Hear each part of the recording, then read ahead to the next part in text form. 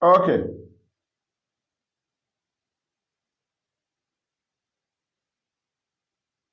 Good afternoon, good evening, good night, good morning to some of you, according to your location on the face of this planet Earth. We welcome you all to our today's live broadcast right here from our homeland radio Biafra, here in Biafraland, where I am broadcasting from. Thank you for joining us.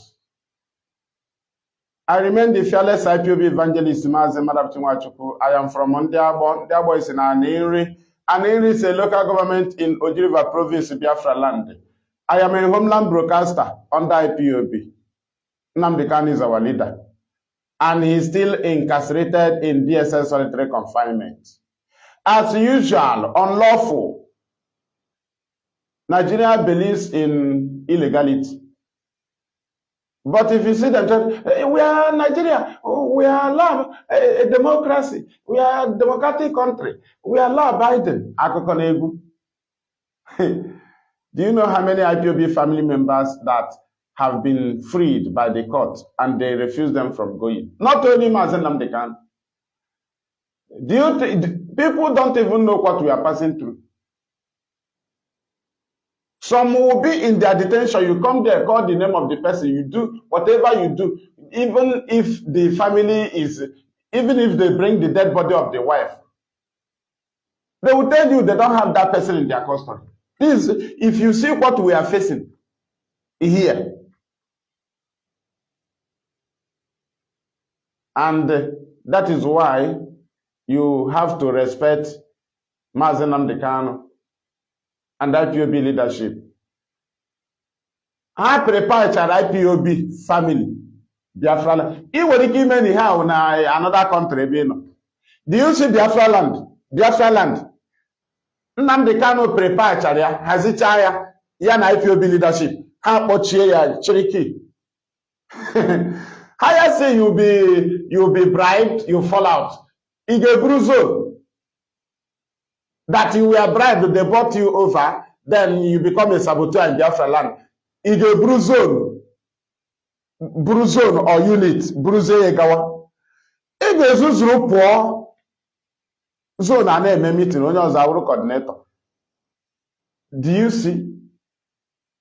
Or local government, it's a bruise local government because you are local government coordinator. They brought you over, bruise local government. How some way can I hide? Give information na the enemies, right? Until by contract, a poor local government remains.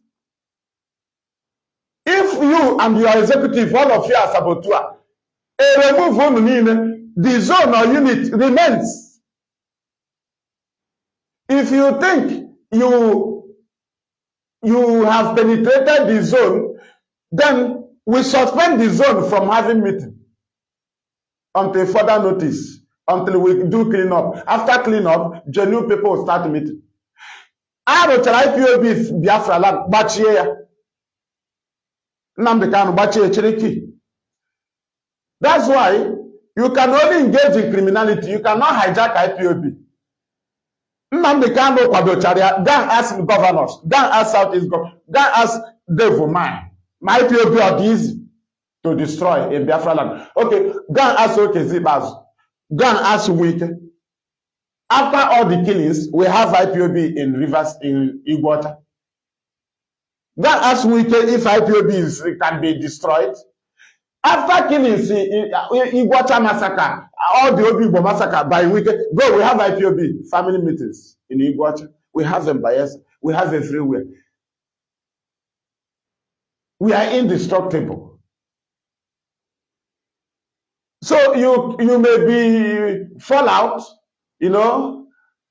So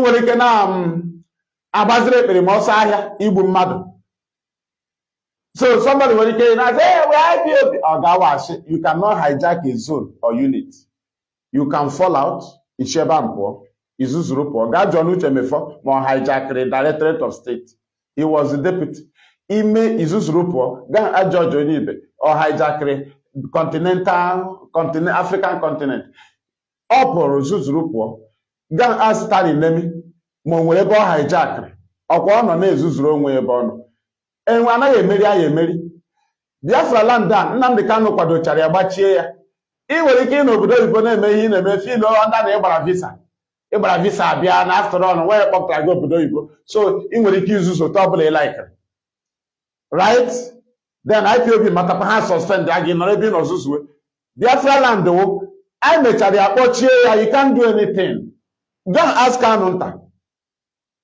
Gaa jụọ Kanu nta. All his plan, everything he do, everything to hijack Biafraland, go and ask him. Ma ebe o nwere ịkpa aka. Anaghị etinye ebe aka. Go and ask Nigerian police, go and ask Nigerian army. Ihe Nnamdi Kanu rụrụ na Biafraland n'ime IPOB, ọ rụchara ya gbachie key. Near Directorate of State. Gaa jụọ onye ọbụla enyere national coordinator enye ofu spare. Enye ofu spare, Ikechukwu ugwu ọha enyere ofu spare. Ime ha ala ha nata gị ya, esi na ị ga-eweta ya, ha change the key. That key iji become useless n'aka gị. Ewere key ọzọ gbachie ya. Izuzuru gawa were key gị gawa. Key na-enweghị uru ọ bara. Right? Chineke mekwere m ebere. Lekwe ihe anyị na-achọghị before we pray. This is the only thing we don't need in Biafraland and in Biafra struggle. Gekwa ntị. That is why, before we listen to it, that is why I love IPOB.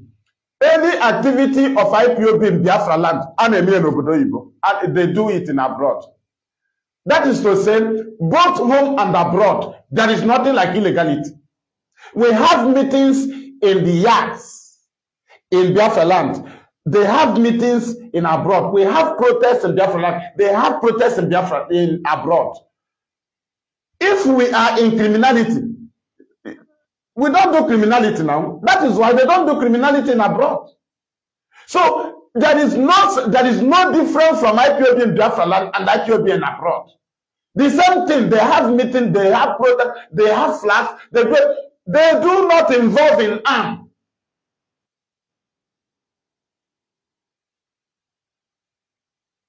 Kingdom of God on earth. That's what we want to restore. Nothing like criminality.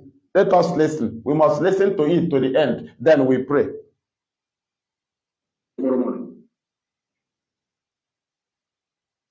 But I hate criminality. I can't stand it. I said before, no banks should be touched. No church. No mosque. No business person should be touched. No business person should be touched. None should be touched. We know who our enemies are. The enforcement. Sit at home enforcement. Are you listening? No business person should be touched. Listen to Odogu. Struggling to feed their families. What kind of nonsense is that?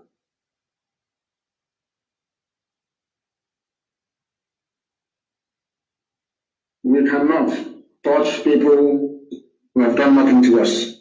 That's not how we roll. Do not touch people doing their legitimate businesses regardless of where they come from. You cannot touch them. Please. So when something happens, we can investigate very quickly and find out. If not that we know who we are, do you think we would have found out that it was Monguno and Britain that killed Ahmed Kula in a way to make it appear as if it is IPOB so they can start killing our people? You don't understand that? We cannot give our enemies room to demonize what we are doing. That is why we cannot condone any criminal act. We cannot. And by tomorrow we are going to repay a full money load of armaments. Money we could have used to do more important things. We are not going to spend compensating the owner of those onions that some fools vandalized. In Ania, the enforcement. Any form of criminality, any form, it doesn't matter the name of your group. Hence, the Biafra is mentioned. Any form of criminality is highly prohibited. It doesn't matter your group. Even Matia will fight you. This is the kingdom of God on earth, and I come in you. Do we come to restore anyhow Biafra? Anyhow Biafra is what? Hey, we need Biafra. Leave us. Do your own. Any form of criminality in the issue of Biafra is highly prohibited. That's why we left Wazirike. And we continue to, we told him no criminality. It doesn't matter your group. Center of the world, 0 latitude and 0 longitude. Ana ahuzo anya. Ama mgbe anyị gara toilet. Ama mgbe anyị gara backyard. Ana ahuzo anya. Power ga-eshi ebe a na-apụ. Authority ga-eshi ebe a na-apụ mgbe Biafra ga-abịa. Authority. A ga na-agbata ọsọ enyemaka ebe a. Ebe a awụghị anyhow. The Biafra ị chọrọ restore. IPOB na-achị. Ọwụghị anyhow Biafra. Ude anyhow Nigeria. Nwe country nwe oyiri na-aga eboro ya ego. Ụmụ anụ mpama. Achị inye family nri aga eboro ya ego. Ọ ya ahụ country. Isi na ihe ahụ country. Onye ahụ rịara ebughị obodo oyibo ga treat nwaanyị na-enwe ụlọ ọgwụ ya. Ihe ọ country. Akwụ ụdị Biafra ka ị chọrọ. And I need anyhow Biafra. Let the Biafra come first. Ụfọdụ nakọta ha sị, now let us go for 5 states. I want to go 5 states. I can even Python dance. 5 states I go before Python dance. They brought it. We rejected it. Before the rest and happened, I no go to detention. They must buy. They must buy our price. But he gave sign when did. Let us pray. Perseverance is needed. Nara ekele nara otuto nara ọdịda mma nara mbuli elu naanị ekele ka anyị na-enye since ụbọchị anyị ga na-ebuli gị elu anyị ga na-aja gị mgbe ihe na-emere anyị dị ukwuu ụwa niile ga-ekwu ịdị mma gị n'ebe anyị nọ ha ga-abịakwa jụọ anyị kedu chi anyị ha ga-esokwa anyị ekpewere chi anyị naanị ihe anyị na-ayọ gị imere anyị ihe a na ndị mba dị iche iche nlefegoro anya n'ihe gbasara chi na ha ga-ama na chi ka dị anyị kwekwara gị nkwa na ụmụ anyị na ụmụ a 5th generation na anyị ga-akụziri ha anyị ga-agwa ha na ọgịnwa onye zọpụtara anyị otu aka ha ga-esi agwakwa ụmụ ha ọ gaghị enwe njedobe maka na onweghị chi ọzọ anyị agaghị egosi ha egbe maka ọ bụghị egbe sevuru anyị anyị agaghị egosi ha politishan ọ bụ politishan sevuru anyị anyị agaghị egosi ya mmadụ ọbụla ọ bụ ka ọ bụ mmadụ sevuru anyị ọ bụ naanị gị nara ekele nara otuto nara ọdịda mma nara mbuli elu ọ dịghị ebe a na-esi alụso anyị ọgụ ha kwadoro nke ugbu a akwado ha nwere ọkụ n'obodo anyị na-amụkwa ndị anyị ọkụ n'obodo ndị ọzọ Lagos ha na-achụ ebe niile ha ka na-edekwe petishọn edegide anyị mba ofesi ebe ndị anyị nọcha si n'aka mba si ha na-arịpọtụ anyị na-enweghị ihe ọbụla anyị mere o zukwara anyị ahụ Chineke ịmakwa na o zuru anyị ahụ kama na ị na-enyere anyị aka nsogbu ezugokwa anyị ahụ ịmakwara otu si dịrị anyị ugbu a nke kacha bụ nkewu ebe a Nnamdi Kanu nọ ọ bụ ya kacha nsogbu niile anyị nwere ugbu a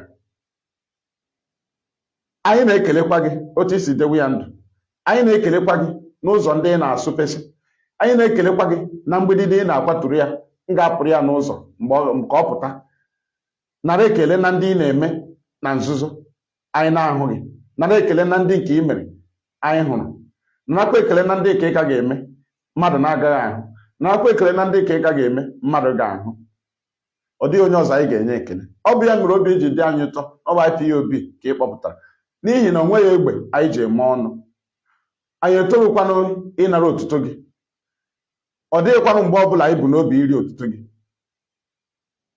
otu anyị si enye gị ugbu a ka anyị ga-esi enyekwa gị ya otu a ka ụmụ anyị ga-esi enye gị ya otu a ka mba dị iche iche ga-esi enye gị ya n'ihi ihe ị mere anyị nara ekele n'ihi agbụ ị na-akwado ịtọ Nnamdi Kanu nara otuto n'ihi ọṅụ nke anyị ga-enwe n'oge na-adịghị anya anyị na Nnamdi Kanu ga-aṅụrị ya n'ime ọṅụ a naanị ka anyị ga na-ekelekwa imeela eze udo maka ụmụ anyị nọ n'obodo oyibo ebe niile dị iche iche a na-achụ ha tigbuo zọgbuo ọkwa ndị a na-achụ ha nwere ọkụ n'obodo anyị ndị a na-achụ ha akwụọ ha ụgwọ ọnwa na-enyo ha ka a mara ma ha dara iwu ka eti ha na nga ma ọ ka achụlata ha ọkwa ha na-ewe ọyịla anyị ihe anyị gakwara ịrụ ka ha nyetụ anyị ihe from ihe ha zuru n'obodo anyị ha nyetụ anyị obere ihe Naijiria rịpọtụ anyị sị na anyị wụ ndị ọjọọ Chukwu abịa ma ịma na ọ gị nwa ambasada anyị ị na-elekọta ha ị na-echekwakwa ha ị na-eprovaidịrị ha ọrụ ị na-emechikwa ndị iro anya nara ekele nara otuto n'ihi na ịbụ chi n'aha gị chi ukwu okike abịa amara pụrụ ime ihe niile we have prayed He said, thank you. We move. Free Nnamdi Kanu. You can only keep a leader at least to achieve two things. At least two. You must have to achieve two. One, break him down by making him to forget his quest. Again, to destroy the group or movement or his organization, right? That is two things you can do to him. But whereby IPOB is tested and trusted, we saw it 2015, 2016, 2017. After that, we celebrated. The next one, Python dance. We didn't hear from our leader for complete 1 year.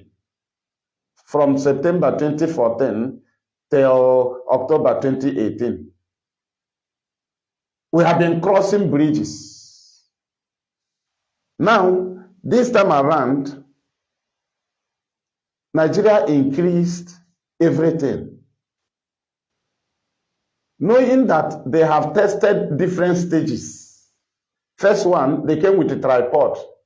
They came with a Radio International. It have been stages from stage by stage, stage by stage. But I'll still come to that.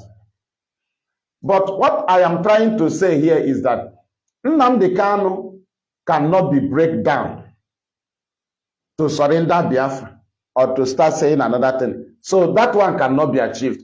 IPOB cannot be destroyed.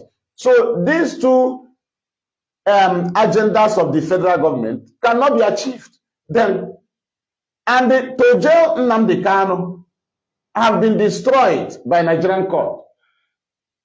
So Nigeria is now at the middle. I you have seen we have dribbled them all round. Their leg, they cannot touch the ball. We have changed them.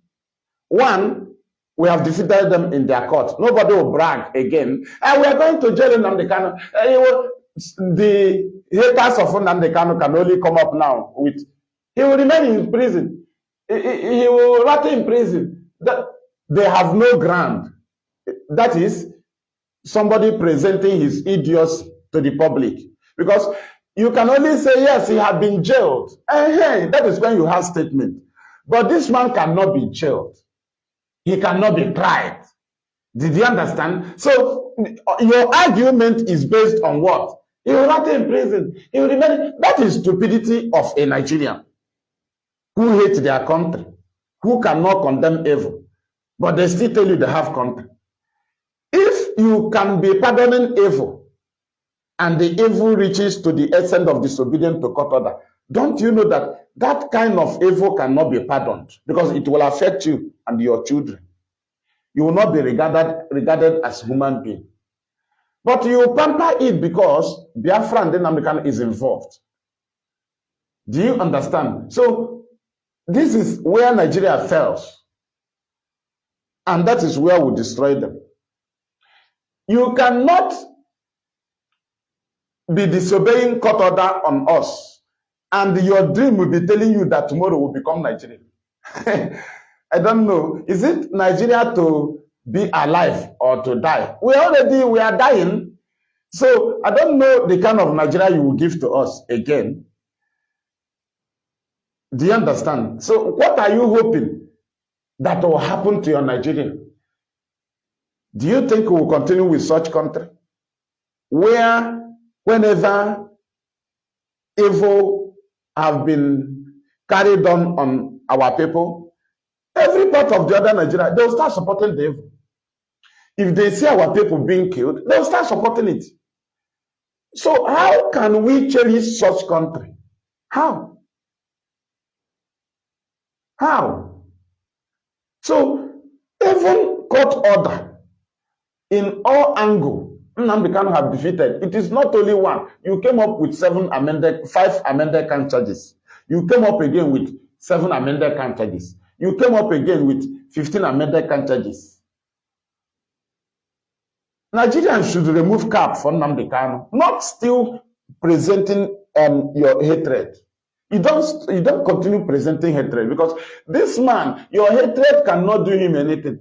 If kidnapping him from Kenya cannot do, if attacking his house by the army, you yourself that hate him can. If the army come to your house, will you be free? Can you escape it? So how do you challenge such man? Even upon your envy and hatred and stupidity, don't you know that the man is great? Is it by people he's leading? He has voice. He has power. He's leading multitude. So how can you just sit somewhere, they talk about it and you show your hatred? Somebody you cannot do anything. Your hatred cannot do him anything. So you are just disturbing yourself. You are just dying for nothing. He's an undefeated human being on earth. Undefeated. God, can't you count? He cannot be defeated. He was sent so that you can doubt our God. So you are not seeing anything. I just say, let me drop it for Nigerians. Then we move to our people in Biafraland. Thank you. Umu Chineke. You know, some of our IPOB family members in Biafraland have forgotten or abandoned the initial orientations. Firstly, on security aspect, the kind of victim our people are falling in the hand of the enemies. At times, if you go on investigation, you know that some of it are carelessness. And they don't know that IPOB is suffering in going for cases. It is not easy for us, even to find where you are, not easy. So many of us have become so careless. Yes, not that your smartness will save you, but first of all, you will do it first. You will do it. Then let the enemy suffer and get you. The enemy need to suffer and get you because you are a freedom fighter. Hence, you are a freedom fighter. There are things you will avoid. Some of you say they don't know me, but do you know that they knew you? Do you know why? When we started, we thought that it will continue like that. You know, that time you'll be going with the flag. So that time we used to go with flag, wearing berets, doing all those things. So you think people don't know you that time. So that time is over now. Do you understand? So how do you think they don't know you? Because you no longer carry flag. They knew you. Now, there are things we were told earlier. You don't follow the same road that you always follow. If you want to drink, unless you go to a place that you feel like, you know, out of the town, but around that place you are living, you know, you will go and buy drink and go and drink. Did you understand? In that place you are living, that very area in Biafraland, you may be a person, they will call you to come and take drink. You tell them you are okay. You are not supposed to be, if somebody say, where can I see him now? They will say he is here. Every time he is here. You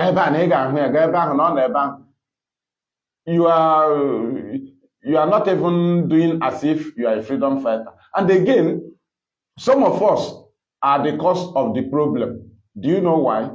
Some was earlier threatening our people. You know, some people, it was one of my teachings earlier in unit and zones.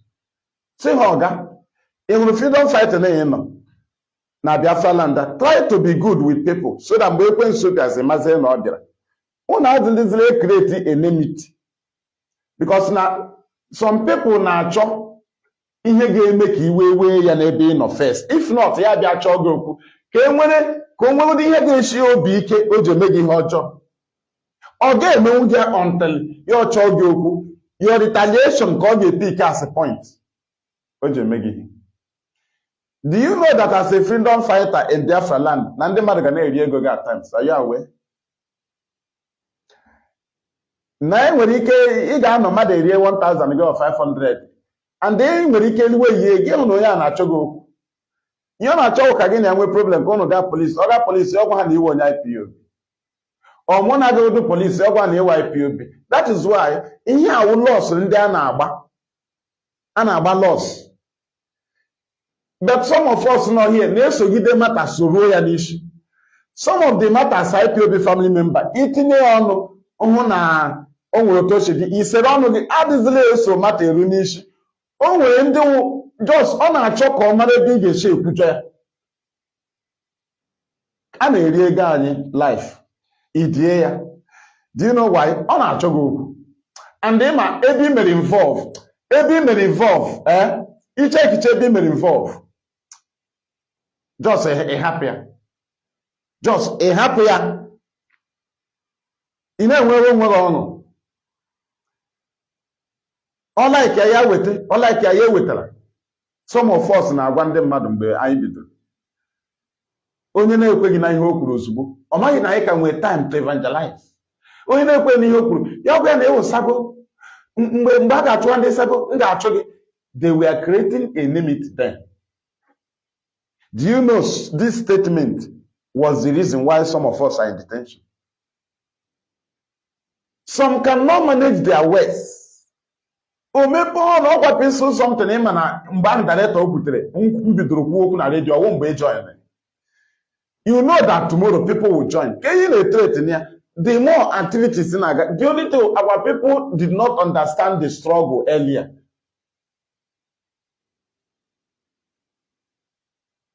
How can you ewo a freedom fighter? Ịma one na ị ga na-enwetakwa ihe ị na-eri. Ị ga-atọ n'ime ụlọ. And gị na mmadụ ga na-emekọ ihe. And then na aga na-agbara gị ọnya. Ka mara ma ị ga-ama n'ọnya.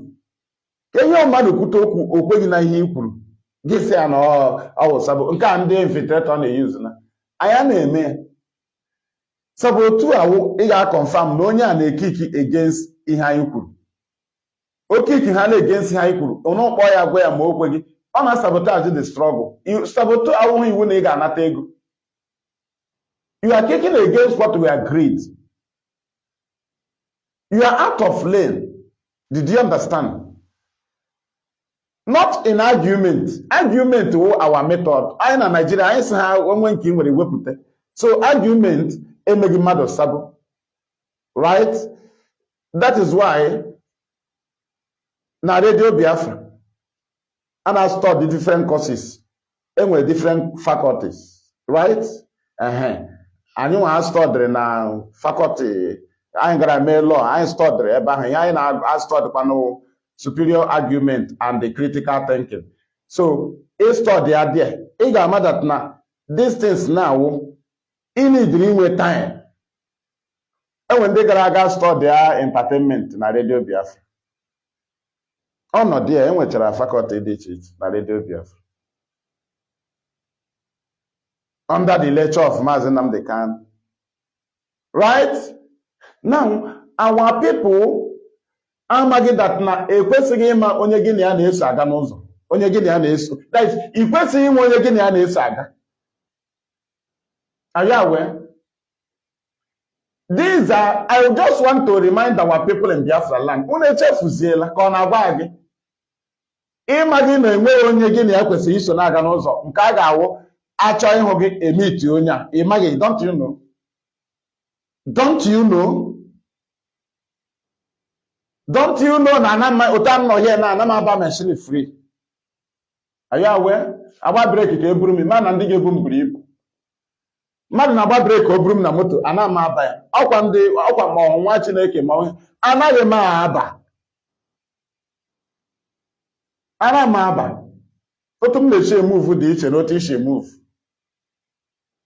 Do you understand?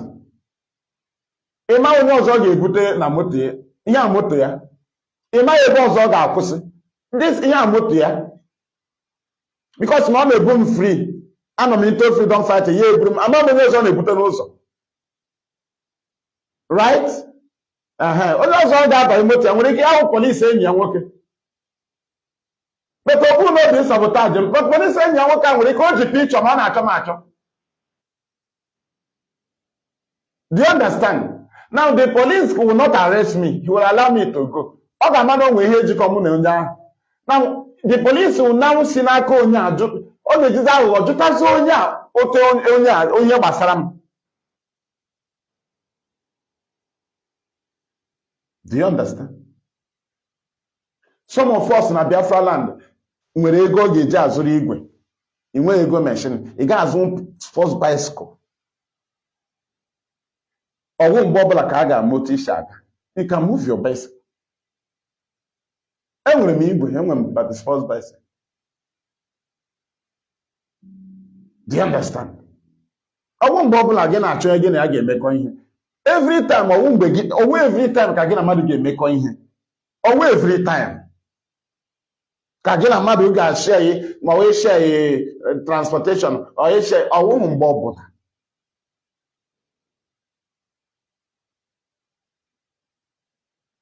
Some of us not n'ime struggle.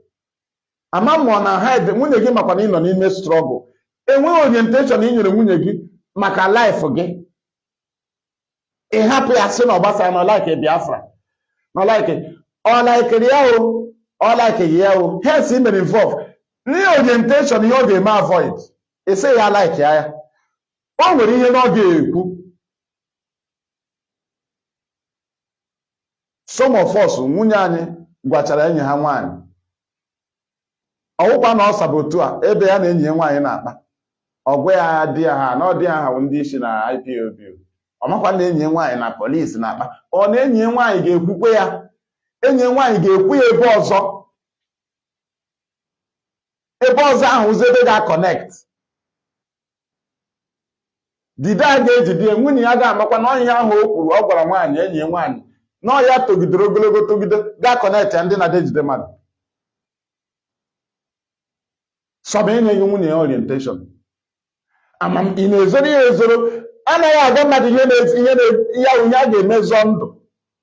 Ụlọ otu onye chi nọ na struggle, ị gaghị enye ndị kwesịrị inye orientation ihe a ga-eme avoid nwere ike ịkọnekt gị nwa. Na Biafraland a ka ị nọ. Abịa mara na ọ gị na nwaanyị a na-ese aga. Ha na-enyi ya nwaanyị. Gị nwa ị na-agagharị gị na nwaanyị soro na-aga n'ụzọ. Ọ inwe nwoke gị na ya na-ese aga. Ọpọ na-ewe coordinator, ọ na-ewe principal officer ama ama ma ọ somebody ama ama na the struggle. Na-enwe onye gị na ya na-eso ama asị enyi gị nwoke. Ịma na the second party, third party esigodu n'aka ha enweta gị. Ị na-aga business, yes. Gị na ndị mmadụ na-emekọ business, yes. Right? Nke a dị iche. But ị hụrụ na a na-aga na onye a na gị na ya na-eso aga n'ụzọ. Aga n'ụzọ ọwachi kwesịrị ime ya. Kwesịrị inwe onye gị na ya na-eso aga n'ụzọ.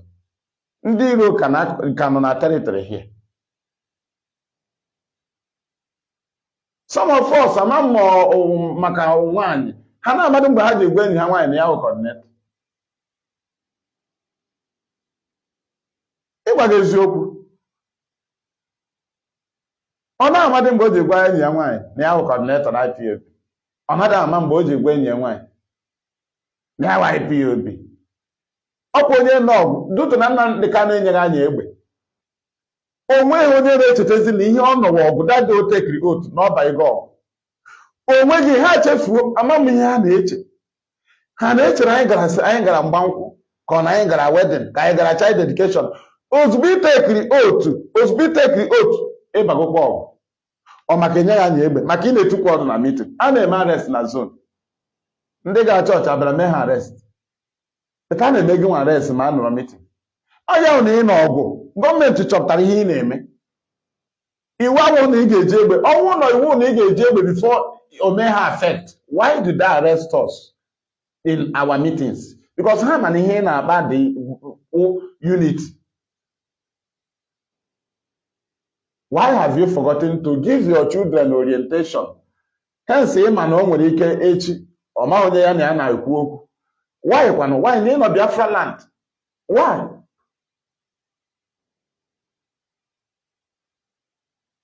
Why ị na-eji ala ike ka gị na ndị mmadụ so okwu? Gị na mmadụ mekọ ha ala ihe. Ị ga-ala ike ka unu setụlụ ya ọfụma. Ị ga-ala ike ka enwe complain n'isi gị. Ị maghị na anyị need ya na IPOB. Ị maghị na ọ ga-ebutere gị arrest. Ị maghị na ọ ga-ebutere gị arrest. Setụlụ ọmata gị na ndị mmadụ. Imejọ mmadụ gị yọọ ya mgbaghara. Ọ ya mere iji banye IPOB. IPOB ka enwee new life. Anaghị eji IPOB eteretiri mmadụ. Some of you ji IPOB na-eteretiri mmadụ. Ọ ga-ebutere gị arrest. Ị ga na-edi ihe, ị ga na-ahapụ ihe mgbe ụfọdụ. Adọla ihe adọla ya. Ịdọ ya adọtụ ya ga-ehapụ ya. Ha ga-eji ya egete gị, ha ga-eji ya adọkịta gị, ha ga-eji eti ka o nwee grudges. Ụfọdụ na-achọ ihe ọ ga-eme ka ọ bụrụ na iwe were ya so that any do onwe connection to police ya ọgwa ha. Ị ga-eme avoid ọgụ alụrụ ọgụ with mmadụ. IPOB family member na Biafraland alụrụ ọgụ with mmadụ. Ị ga-aga polisi, ịga polisi ha esi n'azụ dee petition n'iwe onye IPOB. Nwobụrụ ga-echefu ọgụ n'ụlọrụ jụazie gị ihe ọzọ. So many people not there because of these things.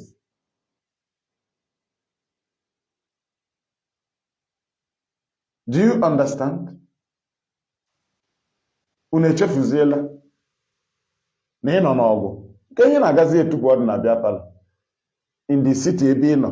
Police gara another state or something. Ọ na ị gara outside. Chọrọ ịṅụ mmanya gị ga-azụ ọnụ mmanya ka ọ nọ na-atọ ụtọ ma ị ṅụọ ya na ya. Ị nọ n'ọgụ nọ. Anyị ka ga-aṅụrị ma Biafra abịa. Right? Ị ga-lack many things. Ị ga-eluzekwana many things. Ọkwa na occasion niile ka ị ga-aga. N'ime ha na-epụtara ihe. Right? People ga-aghọta gị. Ndị gị na ha na-emekọ ihe ga-aghọta gị.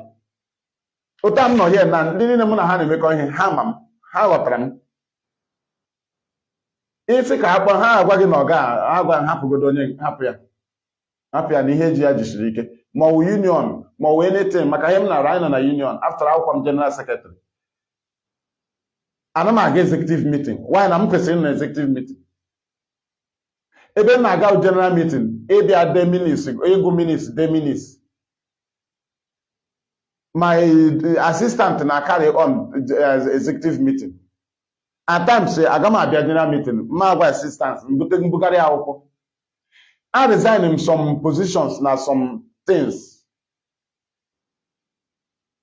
Ị ga-elimit travel, ị ga-elimit ama m na-echefuola. Ọ na-ịmaghị na ị nọ ọgụ na iwe onye IPOB. Battle nọ na ya ka onye ochi dị free more than you. Onye ochi dị free more than you. Ị ma na Nigeria na-ede petition against our people in abroad. Check godo ụjọ ọgụ dị otu a. Ogbugbu a na-egbu anyị ihe ha dịbe comfortable. Ha na-ede petition. But ha hụ ha n'ofu protest IPOB petition agụ.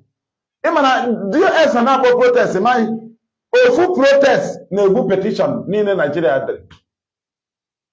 Ị ma ihe 30th May mere ha. 30th May protest anyị mere na abroad destroying almost all the petition Nigeria dịrị against IPOB. You know, the one in here, people must have to understand. Anything IPOB leadership na-eme ihe Nnamdi Kanu na dem. Ọkwa ha emego phone call. Ọ ihe Nnamdi Kanu anaghị change. Ọ ha na ọ ya nwawo discipleship. Ha na-eme ihe ọga na-eme. Emego phone call, emego Twitter campaign. Ihe a niile ha na-aga government to government. Nigeria dey hala petition ya dị ha ka ọ dị ha too much. Akpọ ofu protest na one country. Petition niile anwụọ. Petition niile anwụọ. Even enwere petition ị ga-ede anyị na any country. No need ị ga sawa okwu na ahụhụ itinye akwụkwọ eme ha approve protest. Unu mee ha protest civil that is civil protest. Unu mee ha alia petition dies. Unu awụ terrorist. Any IPOB activities and a men of Biafraland can a men of Obodo. We don't involve in criminality in Biafraland. The same thing they don't do in Obodo Ibo. IPOB adega abo one. The same thing. Can a member, Ebo Abola. Janine. That's why ESN was completely separated on their duties. And they have duty posts. IPOB family members in Biafraland. Unechefugo na security di ezigbo mkpa. Unechefugo. Imagine na ị na-spend for security. Biafra, imagine na ị ga na-spend for security. Ị na-eri naanị. Security at times ebe ị kwesịrị ịgba keke na ị ga-emefu ego gba cyclist ọ gba ụzọ ọzọ. So ị ga-save ego transportation ahụ or security. At times ị jam ego change ebe ibi. Or security. Ị ga-emefu ego for security. Nwere how many months m na dey? Right? Some of us echefugo. Imagine igwe dị mkpa. Enwenu m ego small machine. But ị nwegodo small machine ma big one. Igwe dị mkpa. Mgbe Biafra bịara ya nwụọ ọnwụ. Igwe dị mkpa. Sports bicycle, sports ndị abụghị ya. Ịzụrụ Benjamin ya. Ndị 40,000 or for something. Enwere m ya. Bịa ị gara ebe ị na-aga gị na mmadụ enwe akụkọ. Ọkada aga akọnwe ebe isi. Onye mmadụ aga ekwu ebe isi. Onye nkụkọ aga ekwu ebe isi. Ịmakwadị na ị nọ ọgụ. Ịmakwa na ị na-esevu obodo. Unu echefuziela. Unu chere anyị gara wedding. Dadị take oath ka ị bidoro ọgụ. Just that 9 of self-determination anyị na-etukwa ọdụ alụ ọgụ. N'oche mgbe ụfọdụ shie nri. Unu echefuo na anọ ọgụ. Ọhịa m sị ka m chetara unu na unu echefuola ahụ abịa every time ahụ gị na mmadụ hụ onye ahụ amara na onye a wee enyi gị nwoke tụrụ enyi gị nwoke ahụ tụrụ nwanne enyi gị nwoke sef ka a ga-echiri nweta gị agaghị agadị direct enyi gị nwoke every time ụzọ a ka ị na-echi aga inweghị plan B every time asị ama atụ na akwa ka ọ na-adị eyi na ọ na-eyi nke a na-eyi akwa red agbafe ebe unu echefuola na anyị n'ọgụ ichefuola ịmakwana ịwa anya ndị mmadụ gị nwee mechizi anya gị ị naghịzi eleruzi anya ndị mmadụ na-ahụsịrị gị ụzọ ibiga na-ekrete enmity ịma na ịnọzi nso to police ka ị na-ekrete enmity for ịnọ Biafraland na-ekrete enmity gị na mmadụ eme biznes ị ga-alaiki igwu ya wayo onye IPOB ọ na-egwu wayo ị gaghị esetụlụ ọfụma mmadụ enye gị ọrụ ị gaghị arụ ọrụ ọfụma ihe ndị a na-adọgete mmadụ nso na polisi ese enwe ihe a ga-akpa aha bifo eme gị arrest ama na agbaghala onye a na IPOB fine so those things ka ị mara na onye a jọsụrụ ha etie gị before those things ga-eme mee ya avoid every time ebe a na-eme argument ka a na-ahụ gị ọwụ na ị na-epreach Biafra a na-ekwu Peter Obi ha ịma na mmadụ na-ede gị a na-ekwu Tinubu ebe nke a ga-enweta gị ebe a ga-ahụ gị ebe a na-eme argument na-enweghị meaning a na-achọ gị fọt n'ọnụ obere oge ikwujọla mmadụ obere oge nke gị ka a ga-achọpụta maka iwe onye IPOB ndị ọzọ niile ga na-ekwujọ ozugbo ahụ ikwujọrọ o nwere ike ịsị na ị chọrọ ịgwa ya na iwe onye IPOB ma ọ ya sị gị gị ga-free ya your leader ọ wụzikwa leader ya do you understand?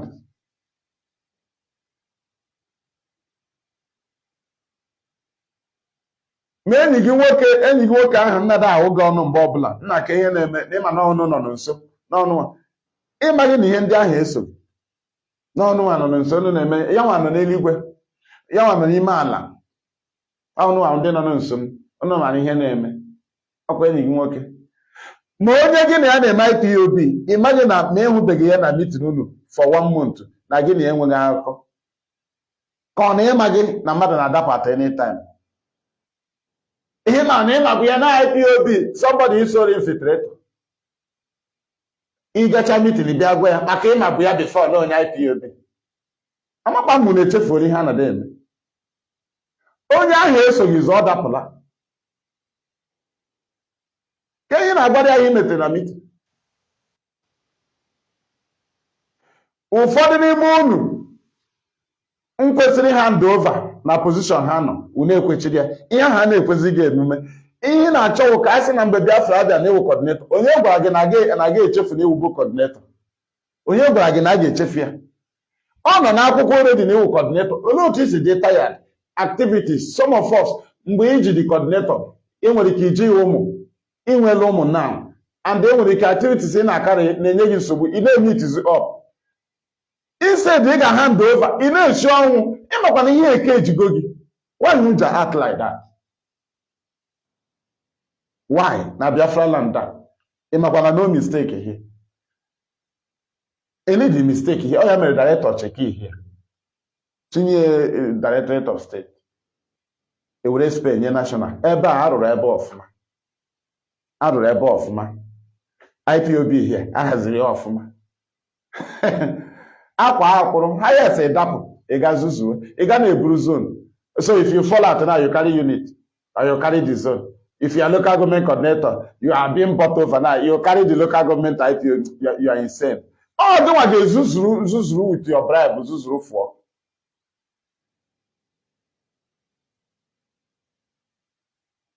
Ehole ya now. Here mere na nwe ha na IPOB ebe. Agbara ya gbachie ya. Ị ga-eme gịnị? They give you bribe. You hand over our radio. Eburu radio. Ọkwa ya. Iburu go na IPOB. Mba. Ọkwa IPOB ahụ ga-report kwa na redio adịghị, which means I can IPOB. Do you understand? Maka ọnwụ na iburu redio enwe IPOB, onwe onye ga-report for the radio, onwekwana onye ga na-edemand ka redio kwuo. Now, ask yourself, why is it that the infiltrator teacher mgbu ndị mmadụ agwa gị na ha need the radio Biafra? Ka o kwuwekwana. Okwu na side nọ na-ekwu side ha. Asị na ha na-anụ ashịrị. A nụrụ ashịrị, ịnụcha ashịrị, onye ahụ mana o nwere ha na-ege, na o nwere ebe director na-ekwu Radio Biafra. Unbeatable. So our people in Biafraland, we ịmaghịzi na stage by stage ka anyị na-enwe ndị iro, stage by stage ka anyị na-enwe friends. Imagine na some of your friends, friendship gị na ha emega expire. Okay, imagine on stage by stage. Imagine some of your fellow freedom fighter. No stage ọbụla, imagine mgbe friend gị na aka ọtọ. Imagine mgbe ọ pụwara. Imagine mgbe ọ na-apụ. Ị kwesịrị ịma mgbe your fellow freedom fighter na-apụ. Ịkpọọ ya chọọ ka ihe ịhụ ebe ọ na-ehe ukwu, izere ya ma ị mara na ị ga-ehe odunwe ya. Izere ya maka ọ na-achọ ịdọtụ gị. Ihe ọ na-akọzi dị iche. Ya bụ ihe o chere ka ọ na-emezi impose. Ihe o chere na-awụ ihe anyị plan na the struggle. Izere onye ahụ. Again, for you, somebody nwere ike iji illegal detention of Nnamdi Kanu divert ya.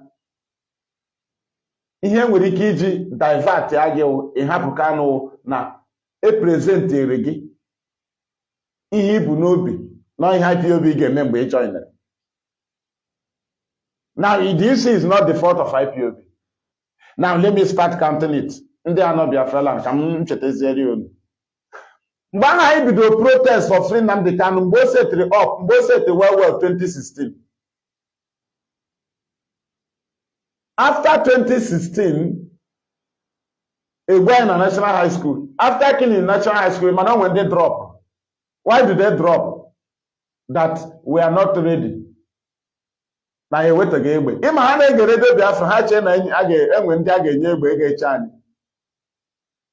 Do you understand? They dropped stage 1. Egbe anyị na mkpọ ụfọdụ ala si na anyị kwesịrị ibute egbe. Do you understand? They dropped. Ya ihe ha bụ n'obi wụ na achọrọ ibido ọgụ. Ebe ọgụ ọ chọkwara ibido ụmụnne ya ọ gwachabeghị ha. Ọ chọrọ ibido ọgụ na-agwaghị mmadụ. Ọkwa ịghọtara ozugbo ọ nụ redio Biafra ya nwa kwete. So ndị village ha na-ekwebeghị. ya nwa n'idiri ka ebido ọgụ why na ndị village ha ekwebeghị so naanị ya gaa obodo ha naanị ya ga na-alụ agha and IPOB mana aka nwere time to campaign. Do you understand? They fall out. Some came during the protest. I na-agafe ebe bank ha rush aka ha gaa na bank gaa wetuo Nigerian flag ebe ọbụla ha gafere ha rusha anyị ejide ha we hold them say ha na onwe ha ka anyị bịara next protest you can see them maka ha bịara for destruction. Do you understand? Stage by stage and ka ha na-apụ ha wawu ndị ochi ka genuine people na join so okay it is peaceful na Nigeria na-achọ ha. Do you see how we grow in Biafraland now? Mana o nwere mgbe ọwụ ịgbanyere Biafra ejide unu na Biafraland ọkwa ifesiri ya right? Ọkwa a gara house to house all stage by stage na-agbakọ ụlọ na-eburu anyị ọkwa ndị mmadụ tiwe mkpu ka eweta egbe anyị ewetaghị egbe. They left IPOB stage by stage now lezie mgbe ha hapụziri anyị final. When Mazi Kanu was attacked in Afarukwu 14th of September 2017, people started mocking at us. Hey, where is his army? Where is his soldier? IPOB family members, ebido hide one. Can't we hear? And I want leader. No, yeah, mama, and onye nwere itemere ụfọdụ abịa na social media a na-agwaghị ya na-eme Nnamdi Kanu akaja na ọ gbara ọsọ na o mere nke a. People left us. Ọ wee nọgị na Biafraland ịnọgị ha hapụrụ anyị for Python dance after Python dance ha hapụrụ anyị ndị ori nke egburu egbu nke ọcha ha alọ mgbe a na-ahụ ha o seti ya mgbe ị ga-edefend ha ha agba ọsọ. Anyị nọrọ without Nnamdi Kanu ndị anọ na Biafraland ana m echetara unu anyị nọrọ ebe a without Mazi Nnamdi Kanu for complete 1 year. Ya ma na DOS ha gwara anyị na ọ dị ndụ but na sorry agwa anyị na ọ dị ndụ DOS gwara anyị na anyị campaign we that Nigeria should give us the dead body of Nnamdi Kanu. Ọ ya na campaign for complete 1 year agwara anyị ihe anyị ma one few people ma na ọ dị ndụ. Right? That was a very serious trial time. Few people. Ma, no didn't. Some are say, okay, no gago na home maka Nnamdi Kanu, no maka Nnamdi Kanu Biafra gago nka gago.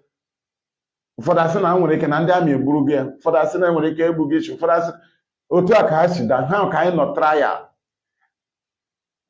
That Python dance, after Python dance and film, oya lead him to evangelism to markets. Wake way up people. Market to market. Wake way up people. Market evangelism. Junction evangelism. Roundabout evangelism. Ama mmụọ batara n'ime mgbe ahụ. Ụjọ apụ achọzi eme ma na-wake na people. Burial ebe a na-eme burial. Ma ga there handle microphone preach a Biafra. Buru Bible. Wake way people. Wake way people. National abịa kpọm sị m chọrọ ịga mgbe ụfọdụ nye ya ngwa ya onye ọ na-ada ebie m megafon ya sị m gwakwa ya ka o nwee ọgọ ga-enweta ego moto ọ ga-enye m ga-eji asọpọt. Otu a ka anyị si mewe maka m na-ada agabu zone unit na-ahazi ndị mmadụ. Right? So that is it. Anyị agafego stage ahụ Nnamdi Kanu na-abịa kwuo okwu the whole ndị a niile hapụrụ anyị alaghachi. The whole ndị a niile ihe m ji na-echetara unu na Biafraland ebugo m ụzọ gwa unu maka sekuriti unu na unu echefugo sekuriti unu mana otu unu si dị IPOB na diaspora mkpa ego a niile ha na-emefu ma ihe niile ha na-emefu ha ma na anyị nwa nọ na Biafraland dị ezigbo mkpa. Ịbịazi iwere onwe gị careless. Ị dị conscious of security ime anyhow. Ama m na a na-ejide anyị but ị kwesịrị ịma na ị nọ ọgụ maka enye gị egbe. Ị maghị na legal team anyị ha na-ata ahụ and ego ejideghara gị wing leak with that side. Anyị chọọ ka wing na-leak. right? So ain't gonna about loss now until Biafra ain't gonna about loss. It got cover chanwu up. Then ya gwa na nwere ihe ndị batara na activities batara na ndụ gị adịrị ọfụ adịrị ma ụmụ ma nwaanyị ma business or things because I na-eme ekpere ka ọ dịrị gị na mma gị hụ na o mega affect position gị na IPOB na Biafraland mata na ebe a need leakage here jiri nwayọọ gwa ndị a sị ha na eme mmadụ mụ hand child over positions mụ hand over I resign position in Biafraland I resign in deputy senatorial ihe eji nye m deputy senatorial wụ ka ọ hapụ ise okwu right ewetere mmadụ from another senatorial mee senatorial district ya na ndị mmadụ enwe nsogbu I was the financial secretary to that senatorial then though I was zonal coordinator I later become local government coordinator so mgbe e remove that senatorial achọ ka enye m the senatorial coordinator ọga asị mba na ọwụ na enye m ya na the same people ahụ na fight that senatorial coordinator head director kwuru the same people na fight that senatorial coordinator hence na m so na leadership ya na ha ga-ebidokwa fight wakwa m again agazie si na another senatorial wete mmadụ bịa mee senatorial coordinator now otesi discuss ya na ihe mezuru na a ga-ejizi m mee deputy onye ahụ because na onye ahụ amaghị anything na-eme die both zone and unit n'ọmụwa onye ga-akọwa nwuri ya so ọ ihe eji mee m deputy there ma nọ months gosicha ya ihe ndị a one day ma resign nọ mgbe ahụ m na-eme evangelism ya na-eji stop m ọmụwa haziri Twitter team from local government akpọ m nye m steeti ma hazie steeti akpọ m nye m national ma hazie tweet team Biafraland Twitter team ote na-ahụcha Twitter handle so state or unit or zone anyị mere initiate na Biafraland anyị bidoro nna na WhatsApp akụzi tweet ana m ezu ike m ga-compose tweet na nhazi so ọ ya mere mgbe ụfọdụ otu m na-eme ihe m na-etweet nwere ike nwee m ohere tweet nwụọ amagodo m na thousands anyị trainigodo ọkwa m trainu na Twitter anọ m different forums anọ m different state by state all the states anọ m there anọ m na page na WhatsApp groups niile etinyekwere national day anaghị ihe anyị na-arụ akpọta mmadụ ebiudita gị na unit tweet unit ebubata gị na steeti ibido tweet we otu ka anyị si mechaa ihe ọrụ anyị rụcha na Biafraland the whole state akọneti ya gị hazie gị kụzire gị tweet hazie gị ebido tweet we without anything gị na mmadụ imit ọ ha ma wụcha expert na Twitter ma hazicha local government hand ya over hazie steeti mmagwa steeti na a ga-achọkwa onye ga hand ha over na nke adịghị oke ya sị m chọtanụ mmadụ ma achọ onye na-ada agba first mgbe m na-eme tweet ma anyị na-eme tweet ana m akpọ result zone by zone in a state zone by zone ka ị hụrụ the way m shall do I monitor the tweet of everybody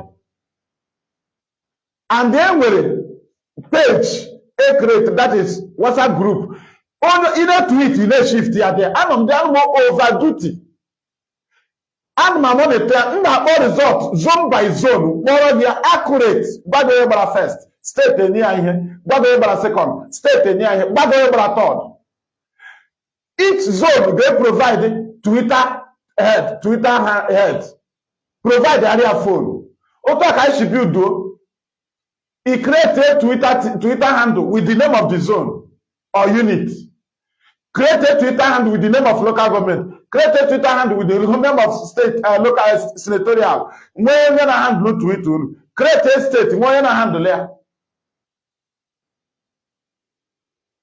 ihe anyị hazichara ihe ahazicha hand over eleghị na grab position na IPOB every man activities ga-emego affect ịmaghị na ihe ahụghị private business ihe ahụ journey you will be remembered onwe mgbe a ga-echefu onye kiliara site ebe a rụrụ ụlọ ma ndị gwuturu nkwụ onwe mgbe a ga-echefu ndị gbasara aja onwe mgbe a ga-echefu ndị kpụrụ blọk ndị gwuru foundation ndị doro edo a ga-echetara plọmba a ga-echetara wayara ụlọ onye ọbụla mara mgbe ike gwụrụ ya mgbe o mere target na Biafra ga-abịa ya wụ na ọ dịwago week ihe mgbe ova ejijila fụcha ahụ egwuregwu ejijila wa fụcha egwuregwu you don't grab office enwere ike Chineke agọzie gị karịa otu ịdịbụ before mgbe anyị na-adị free business ga-agbagogo ma ọ something is our prayer ihe n'idiriwu even gị chọọ mmadụ ma ọ gị mitie ndị ọdịnaka sị ha na ị chọrọ na ịha ndị ofe ị nụrụ nso na nhazi onye a ya akwụsịta ihe ma ọ na ihe o duru ebe ahụ ya dị mma anaghị echefu zonu m a na-echefu ọmụtụ m aga ebe ahụ zee ozi ọma m na-abịakwa bụta aga m abịa steeti right so ịmanụ ndị sendị so ọ bụ taa ka ọ dị ọ iteke otu isi ịma ụfọdụ ụmụ ha teke otu ute mmadụ ha ga-adịkwa kafụ onye a ga-egbugodo gị first before otu a na-egbe ọ the problem of some people na IPOB ọ yanwa ga-emeziga amaracha ebe m bi oke maka IPOB under oath ọwa IPOB na-ada adapụ uche mefe ọwa IPOB ma jọjọ onye ibe eleghị ga-eji amatazi maka IPOB ematazi ihe niile ọ ya problem unu na Biafraland ịhụla ya na ihe a soro orientations and some of this our people enwere onye na-echetezi ndị anyị orientation somebody ga-aba struggle 1 year ya ọda ọ na-elezi gị nwaanyị na ọ mataghị ebe ibi matacha ihe gbasara gị these are things I na-face here. Yes, they will know you, they will know your business, they will know everything, but when you get correct, yeah. Again, some of the people in my home mmadụ ji ga-akpọrọ ha police. Ma nwunye ha nji ga report gị na police. Ọ na-awe chọrọ ịga IPOB meeting. Ị ga-akpọ di ya na ya adụ na-esoro gawa anaghị eme ya eme ya freedom fighting unu nwere ike ịga meeting polisi abịa gbaa egbe gbagbuo di ya gị ma agbalaga ya ọ ga-agwa polisi gwa ọgwụ ụmụnne di ya na ọgụ ma bịara kpọrọ di ya na ya si na nna ga IPOB meeting unu amanụghị nka anaghị akpọ mmadụ ọ gị na ya ji ama ọnụ ụzọ mgbe ọ na-agụ na-esoro gawa anaghị aga achọga mmadụ ejide ndị ka ha bịa na ya dị ụlọ na-ebe akwa na-agwa gị na ọ ga-ebere akpọrọ di ya na ọ ga-ebere akpọrọ ma ọmị ya na ọ ga-ebere anaghị eme ya eme unu echefuchala ịmaghị na unu ga-agba ọsọ oke ịma na unu nwere ike ịgba ọsọ ịma na arrest nwere ike ịbịa gị nwee menwe escape ejide onye ahụ ị gara akpọta na ya ọ bụ ame mba IPOB o beta a ga-ewezie na ọ ga-ebere akpọpụta ya nwunye ya na-etizi na ikwedị ka di erie nri o dewere ebe a n'ochicha dị ndị dewe ịbịa kpọọ ya fa IPOB si na IPOB ugbu a na-agbagbola dị by then ị gago akpụrụgo gị ga polisi ịhụrụ otu isi mee involve zere onwe gị na freedom fighting wụ n'isi n'isi onye chee gị ọga IPOB uga njọ na IPOB nwe ya bịara petarị na yard ụta ahụ onye a si decide abịa ya ọbịa ma ọ na-abịa onwe na-achọta ya ịhụ na ya na-achọga mmadụ ka ajọ gị ihe mere na-abịazi ọ n'obodo oyibo ka a na-eme Biafraland na-aga ịchọga ya ajụ ya ihe mere ọ na-abịa ọbịa onye bịa chọọchị ma onwe mere akụlụ obu n'obi ya kwụsị bịa chọọchị chenjie chọọchị ị gakwa na na-ege distọbụ onwe gị ịma na ofe ilu na a ga-agwọ ya ọrịa nwaanyị na ndị kemis nwere dị ọgwụ ma onye famasi ya bịazi agwọ ya nsị ọ ga-aga ịṅụ ọgwụ nọ ya mere o ji chenjie chọọchị ịmaghị na ụfọdụ ofe ilu na ọbịa ha ala ozugbo bịachaa chọọchị laruo gbape shọpụ echi ngwa ahịa eju na shọpụ ụfọdụ agwa na ego ga-abata na bankị ya ọ ga-achọ eji chọọchị ọsịsọ otu a ka ọ dịcha ụfọdụ na IPOB ụfọdụ uche na-abịa ozugbo ya wụrụ kọdinetọ ya enwetawa ego otu a Nigerian politics dị ọhịa oche ụfọdụ amadị na ọ ga-aga nga ma Biafra bịa ụfọdụ ndị na ịma nna ha agwa ị ga-agakwa nga mụnwa nwekwara ike achọpụta nke m mere ma aga nga ị ga-agakwa nga enwere kọta Biafra gọọmenti ị ga-ewepụta m ga-efolo yi up m ga-eleba anya na freedom fighting activities our activities mgbe anyị na-adọ nwere onwe ị ga-agakwa nga ị ga-ahụkwa ya they will jail some of us ọ gbasa ahụ a ga-jail gị ọwụwa atụ ego anyị ji adọ nwere onwe rie ikwe anyị ike ihe na-achọ ka anyị na-aga gawa kọt ugbo anyị na-adọ nwere onwe ọkwa ya ma ọ ka anyị kpọwa polisi ka sị ndị Biafra ha na-akpọrọ nwa ha polisi akwa ya ma onye nọkọta ịbịa inye ọda aga gbuo anyị egbu anyị ajọghị sị we are enforcing it at home. Agakwa nga Biafra gọọmenti ga-atụkwa gị nga life here court anyị ga-atụ a ga-eprovide ị ga-ahụ ya onye a suspended na IPOB ga-agbakwa akwụkwọ na court. Ọ ya ka m na-ajụrụ gị gịnị mere ewepụ gị ị na-esi ọnwụ ọ na ibu n'obi na Biafra ga-abịa?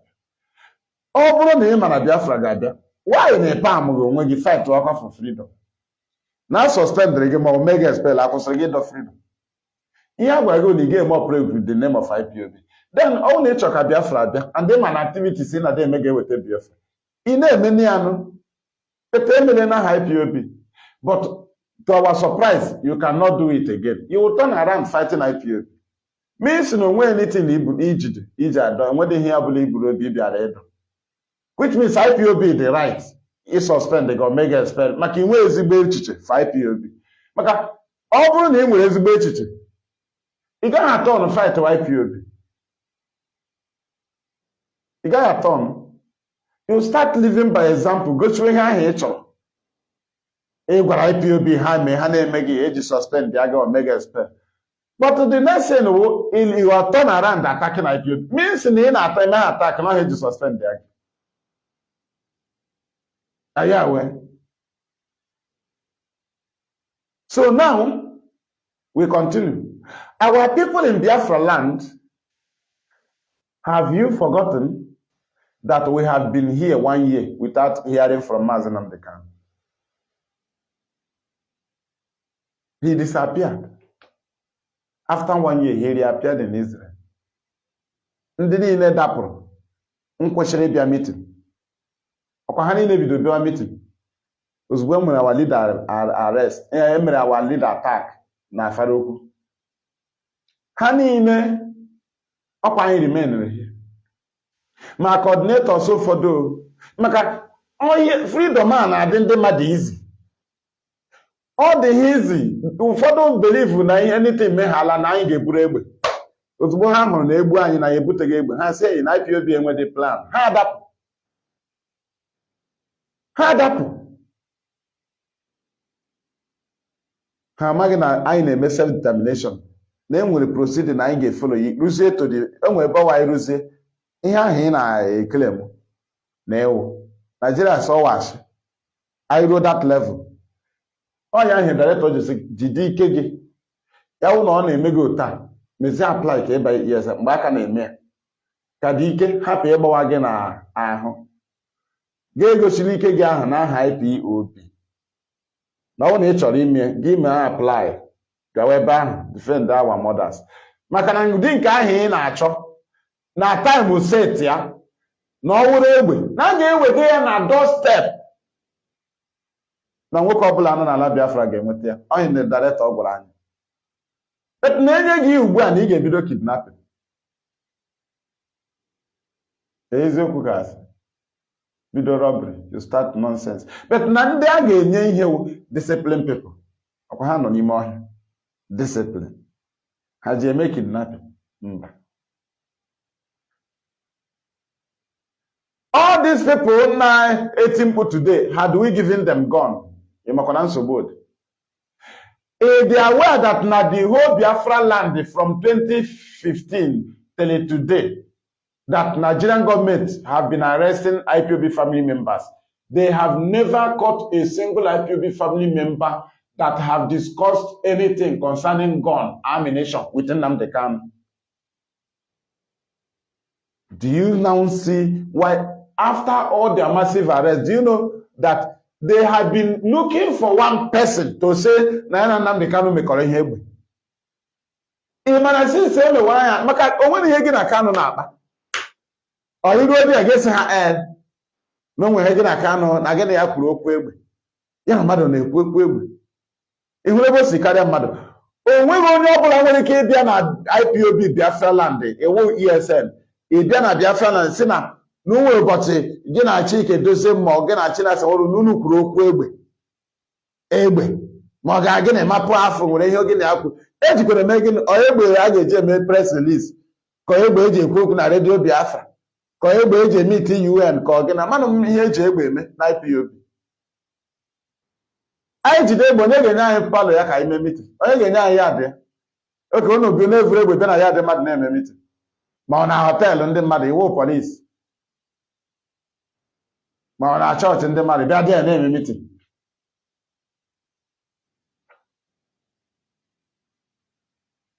Do you understand? Then the main IPOB remains after all the wave will remains. Anyị nọkwa na-eche our leader. Anyị nọkwa mgbe ndị ikuku mfe ndị ifufe fere nna na nna alaghachi na-enyozi na-abata director apụtago ha jee na Biafra ozi n'ụtụtụ ha ma na ọgụ ka nọ n'ihu. Anyị continue eme na election na Anambra 2018 emecha ya siti emezie 2019 ozugbo akọlụ off boycott ụfọdụ alakwa again. Ha alakwa, they dropped us wrong. Just now remind you our people in Biafraland. Ọ na-echefuola na anyị ahụgo disobedient to court order. Ebe a ka m na-abịa last ka m hit ede maka mbido ebe ahụ ma connect at our leaders case. Nkwuwe ugbu a na ọ ga-akọtụ. I'll come back to m ga-eshide connect to the present one. After calling off the boycott 2019, we lost members again. Ọkwa ndị alaghachiri 2018 mgbe director kwuru okwu n'Israel. Ha chee na ya na Netanyahu na-eso alọta. Hey, na ndị Israel ga-agbalata ya. Nsị ha, ọkwa ndị agbara ọsọ. Python dance bịara n'ụlọ director. Ịhụghị mme, ịhụghị no from me, no from mpe. A na-ekwu na egburu ndị mmadụ, ịla. Ọwụdị na ị na-atụ egwu ka egbula maka ese ndekwara amị a na-achọ anyị. Nke ahụ na ịhapụziela director dị ogodo na anyị na-asị ha na anyị ka na-adịrị ozu ya. Inwedu mgbe i tiri anyị aka sị ha bie anyị ozu ya since ahụ ọwa anyị anyị sị ha bie anyị ozu ya ka anyị ga nye befitting burial. Isoghị ịdrọpụ ya kwuo okwu n'Israel ga-emala achata ka aha ga ame 2019 election boycott call off the boycott ịgbakwa ọsọ esikwa na anyị anatala ego esikwa na anyị mere nke a ewe anyị ndị mee call off the boycott ebe na-amaghị ihe. Anyị continue alọncha ESN unu niile alaghachi 2020 akwa ya Presidential Director 2021 unu na-achọzi egbe ozugbo ndị mmadụ si I will force it, we are going to kill, ịmapụkwa again. Ihe bụkwa IPOB. Ana m ajụ unu ndị anaghị eme ihe a ugboro ole ka ofufe ga-efe gị? Ịmapụkwa sorokwe ndị mmadụ ihe ahụ niile ị na-ada akọ onwere ugbo nke director ọ pụtara ga-achọwa grupu ọzọ ọ na-achị. Gwa m onye ọ na-awụ ya na ụmụnne ya nwee nsogbu na compound ya ọ pụọ ga chenji sọnne. Ị nwere ike ichenji kwapụ gaa arụ ụlọ ebe ọzọ sọnne ị ga-aza family meeting, ị ga-eme attend family meeting. Ọ ya mere na ọ ebe ahụ ka isi bet na ha kpasuru gị iwe ọ na ịlakiri ịfụ afọ but olee otu isi pụọ na IPOB ga chenji sọnne? Esikwa na director bịa ọkpọcha ndị nke na-aza aha ya bịa kpọwa ndị ọzọ na-aza another surname. I want the only surname self. In that name attend family meeting. Do you understand? Upon that, it turns around mgbu eze ndị ahụ unu na-esave mgbe ahụ. Ndị ahụ gị na your family na-esave with the name of IPOB. Agwazie gị gbuwe ndị ahụ. Na ị na-eme enforce ozi katom gị gbuo ha. Ndị save for years under IPOB. Anyị save, anyị tara ahụ save, egwu anyị emechi ọnụ. Maka anyị ma na anyị retaliate, they will go inside the community ga gbuo anyị. Anyị ma na anyị retaliate na ha ga-aga n'ime ahịa ga mebi ime ahịa ka ndị ime ahịa tụwezie akwụsị IPOB, akwụsị Biafra, akwụsị anyị save this information niile amị na-abịa ndị amị Nigeria plan ọ ka abịa gbuo anyị IPOB apasa information. Ndị niile waka save waka Biafra ji information save ya ka ono ton na ara mbịa na-egbu ha gwa anyị na ọ na-eme enforce. Ndị niile IPOB ji endurance keep us safe in Biafraland. Ndị niile Nnamdi Kanu saved mgbe e mere ụlọ ya attack Afaruku. Because all no you know that anything to make that fighter jet ndị a na-efegharị will turn around get on bomb women village and markets. So that blame will be on Nnamdi Kanu. So all these people I save, ndị a niile I save, when do not turn around na agbagbu. Ka anyị gekwe ihe director o kwuru ege. Ka anyị gekwe ihe o kwuru again, geruo ya n'isi maka o nwere ndị na join now.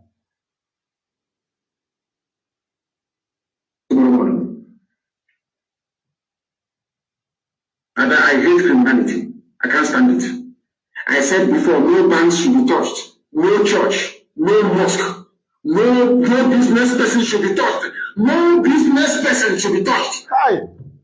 None should be touched. We know who our enemies are. Not the people struggling to feed their families. What kind of nonsense is that? Enforcement, gente. We cannot touch people who have done nothing to us. That's not how we roll. Do not touch people doing their legitimate businesses regardless of where they come from. You cannot touch them.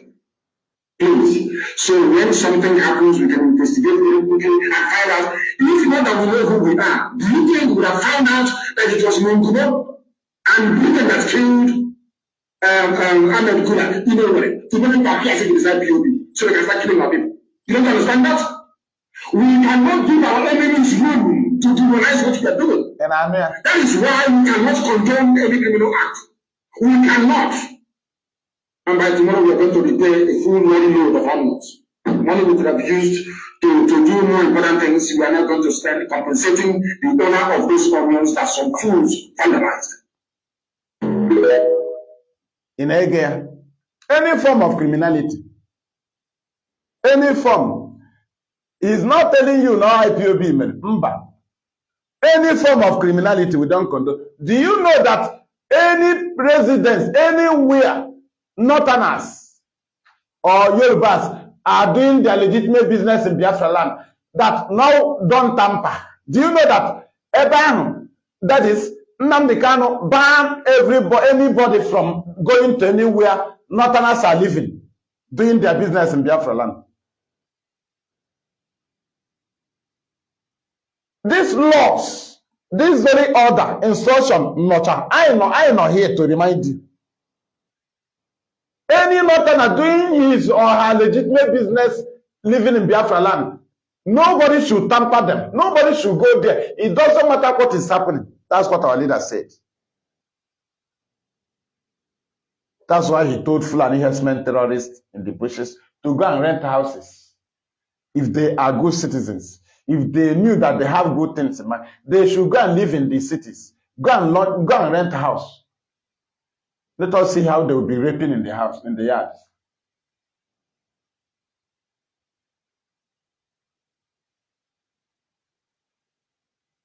We don't condone criminality. That's why we left Owazirike. We don't condone criminality. In IPOB, during our protests, I want to crowd Ushime Akwato table. Akwụsị ozugbo. Anaghị aga when dị day.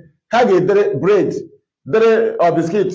Ma wakwa gị kụwa ha ede ya. Ọwụ na nke eji ego mgbe ahụ enye gị. Ma eji ego enye gị anaghị phone number. Enye welfare. Welfare ga-akpọ gị. Ewetere gị ego gị. Ihe ọbụla emesiri. Anything people kwaturu maka crowd. Hence a gwara gị night during IPOB protest. Whether ma ndị mere ma anyị amaghị, we pay. We pay. There is no IPOB family member na Biafra land. Yana any leadership member of IPOB discuss gbasara egbe. Onwebekwe na any day, any IPOB coordinator ndara na zone ya or unit ha na-discuss otecha aga ịgagbuo mmadụ. Gba anọ ihe IPOB gwara ha. You can't get such instruction from IPOB. Do you understand? Every method we are following on free Nnamdi Kanu is the same method we have been following in IPOB. will never change. The only thing there is that we increased it because Nigeria increased their own. How? In 2015, they came with a tripod. Right? They came with a tripod. They came with Ipob. That one fell. They came with Radio International. It fell. They continue. They came with the court to jail him. That one fell. He defeated them. He was discharged 2 times. I will call it 3 times. I will call it 3 times. Justice Ademola discharged and acquitted Nnamdi Kanu in December 2015. Justice John Soho. Thank you. John Soho discharged Mazi Nnamdi Kanu unconditionally again in 2016. Then DSS took the case to the court of Justice Ahmed Mohammed. Justice Ahmed Mohammed of the Federal High Court Abuja, all of them Federal High Court Abuja, told the DSS to go and obey the previous court ruling. The ruling of Ademola and John Soho. That is the charge also. And warned them from bringing such case in his honorable court. Is that not discharge? That's 3 discharges. Ahmed Mohammed only supported the rulings. That is the charge. If minutes of the meeting is being read by the secretary, it will be moved by somebody and supported by somebody. Isn't it? So if that judgment or the issue of Nnamdi Kanu is all about minutes, you know that Justice Ademola read the minutes, John Soho moved the minutes, and Justice Ahmed Mohammed supported the minutes. As simple as that. And Bintanyako ended up in granting bail. It was very disgraceful ruling. But we can see she is somehow correcting some things anyway. She have given our leaders some favorable rulings, though DSS disobeys. From 2021, 2022, she has been passing judgments on the favor of Nnamdi Kanu on his fundamental human rights, both changing clothes, both his eyeglass, both all these things, you know, allowing him, that is, order to allow him access to his praying materials. These things, though DSS flowed the order, she was the one also that even granted all these visitors, those that will be visiting our leader in DSS, Bintanyako. So the only area I call her injustice is on that very ruling of granting Nnamdi Kanu bail after 3 courts have passed judgment. And those courts are also sitting in Abuja, Federal High Court also like her own. Also Federal High Court, so her own should not be different. But she just acted on the script. But since 2021, she has been, you know, she cannot jail Nnamdi Kanu. She's even happy that the case was taken to appeal and trashed in appeal, you know. But this time around, she also granted our leader access to his personal daughter yesterday or day before yesterday. So things are, day before yesterday, things are happening. Let me on this one. So we continue. We have seen these things in 2015, 2016, disobedient to court order. It is not new to us.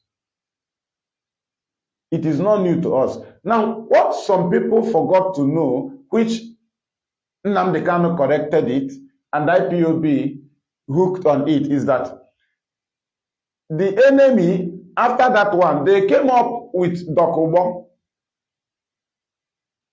and Uche before, customary, Biafra de facto, customary government, right?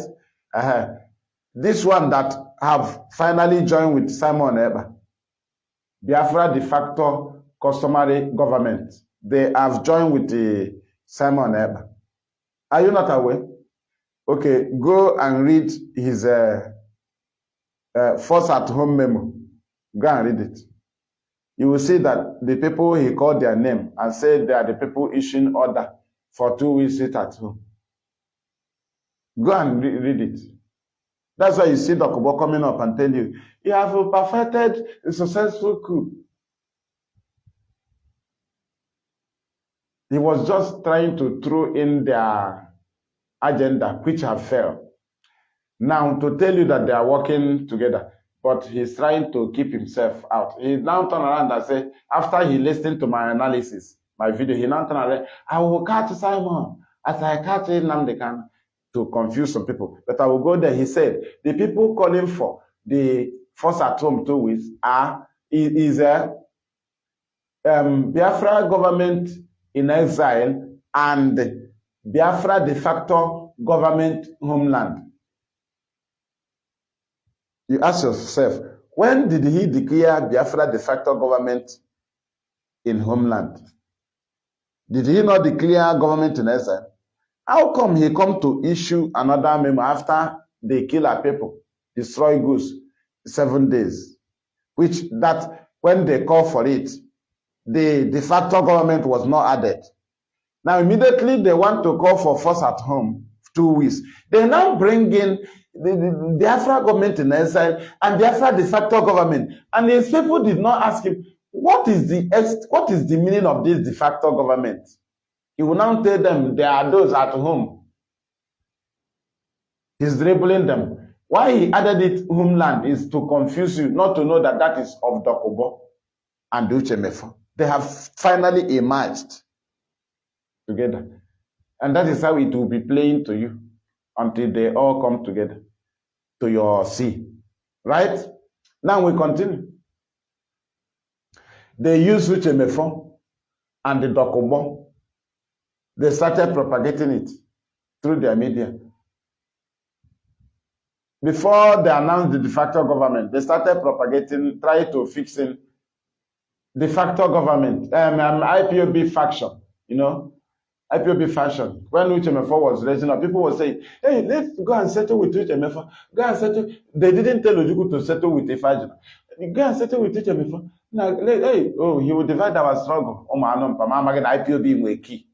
Ya John tali nemi mgbe agbachiri outside onwe John onye ibe agbachiri ga outside na outside ịnọkọta tigata mkpu ma na anụ olu gị iluweze ihe n'elu roof ọ otu ha chebe ga John tali nemi ọ naghị elu ihe ilukatazi ike agụ ga aka ejiwe gị ịgbawazi agbawa ka nkịta. The next one isi ajọ gị maka nkịta na-agbakọtakwa ya yo confirm on na kwesịrị iwedata isi. O teze mara mgbe Uchemefo pụrụ na IPOB, o che na ọ ga-esi na window na-enyo anya. Ọ ma na IPOB na-emechikwu ma window.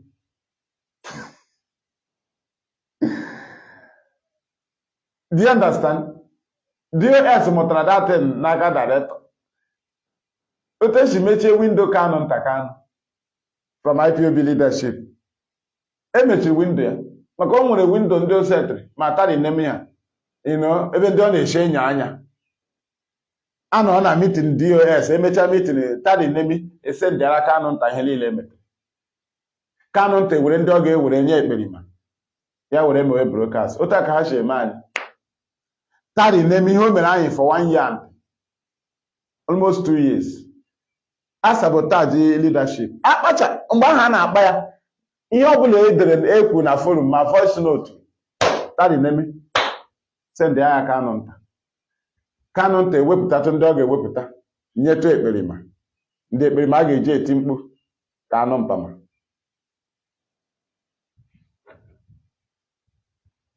DOS abịa ha bidoro n'isi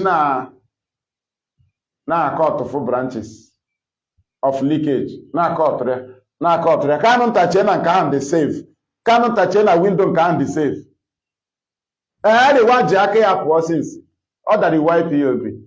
Ị ga-enye voice note anything gbasara leadership of IPOB. It is highly prohibited. Ihe awa ọda dị since 2018. Thank you. So here me ozugbo nyeta voice note ahụ. Lee otu so pronounce removal ya dị iche from Mazi Kedoziem. Also she have chosen a path.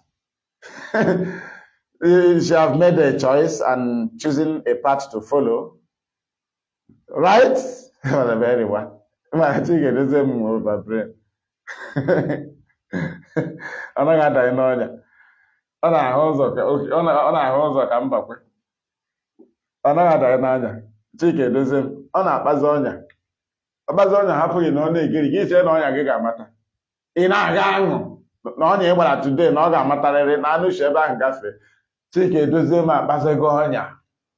Ọ mgbe ị mechara ịlaghachi. Mgbe ndị iro mechara mata na ọ nọchiri geeti echi eme daretọ ihe, ha akpọ ya enemy at the gate. Ezigbo aha godo. Maka ndị iro matara na onye a nọchiri ụzọ.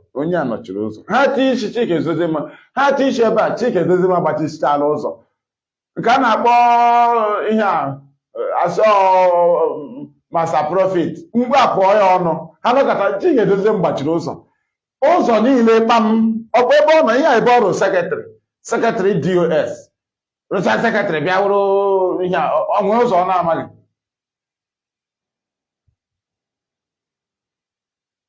Ozugbo agbachiri tari n'ime outside ekwe ka ọ bata again. Mgbe apụọ Kanu nta n'ọnụ. Ma the other side broadcaster nne ya anya na-eji abịa akwa anyị ọnụ. Nne ya anya na-eji abịa agbachie side ahụ na-echi abata na broadcast na redio Biafra. Ọnụ ozi eri ozi anụ onwe ya. A na-apa apa mmadụ. Ozugbo tari nemi Emmanuel Kanu aga visit pụta. Sị na ma leader na-ajụ maka tari nemi. Ọ jụkwara gị maka uche mefu. Ị gwakwana anyị na ọ jụrụ maka uche mefu. Ebe ị na-amaghị ihe akpara. Directors ihe akpara ma ị na-eme pụọ n'ụzọ. Ihe akpara YPOB leadership. Otu ahụ ha chi epa ya. Ọ ihe a na-ekwu. Onwe onye ọ gbasa. Hence ewepụrụ uche mefu. Ọsọ gị zuzuru bịa n'ihu anyị. Ihe ị ga-eme avoid na IPOB wụ chọpụta position ndị iro anyị na-anọ. Mee ya avoid. Chọpụta position ndị iro IPOB na-anọ. Mee ya avoid. Maka ịnwa take a position ga-eme onwe gị involve n'ebe ndị iro anyị na-anọ. Gakwa cheke ihe mere ihe a. Ele ha na-akpọ ya. Kedu ihe mere ole onye nke a? Ele aha ya o Lot.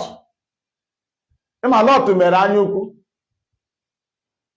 N'akwụkwọ Genesis, I will come there. Anytime ị nọ na-eme ihe, ị nọ na IPOB o, mee YPOB, chọpụta ebe ndị iro IPOB na-anọ na-eme ya avoid. Maka anyị chọrọ crush. Anyị anakwa ahụ nwanne anyị nọ dị ya. So the best thing ị ga-eme, mee position ndị iro IPOB avoid. Agwara anyị na o nwere ihe ị gara ịchọ dị ya. Ọ bụ na anyị ji egbe mgbe anyị ọ ga-ajụ gị enemy come out.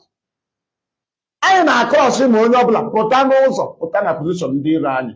Abịala ikele m anyị, n'ọkwa nwanne gị o, ọkwa nwanne gị, ka ihe ọ na-achọ ebe ahụ ndị iro na-abụ. Kedu ihe a na-achọ ebe ahụ? Ị hụrụ ebe ndị iro na-anọ, ịma na anyị nwere ike pụta krọsh amadị niile. So ọwụ na anyị pụtazie ndị iro si dị challenge anyị chọzi retaliate asị pụtagodo ebe ahụ, pụta n'ebe ndị iro anyị nọ. Arọ na-agba gị ka ihe na-achọ na position ndị iro.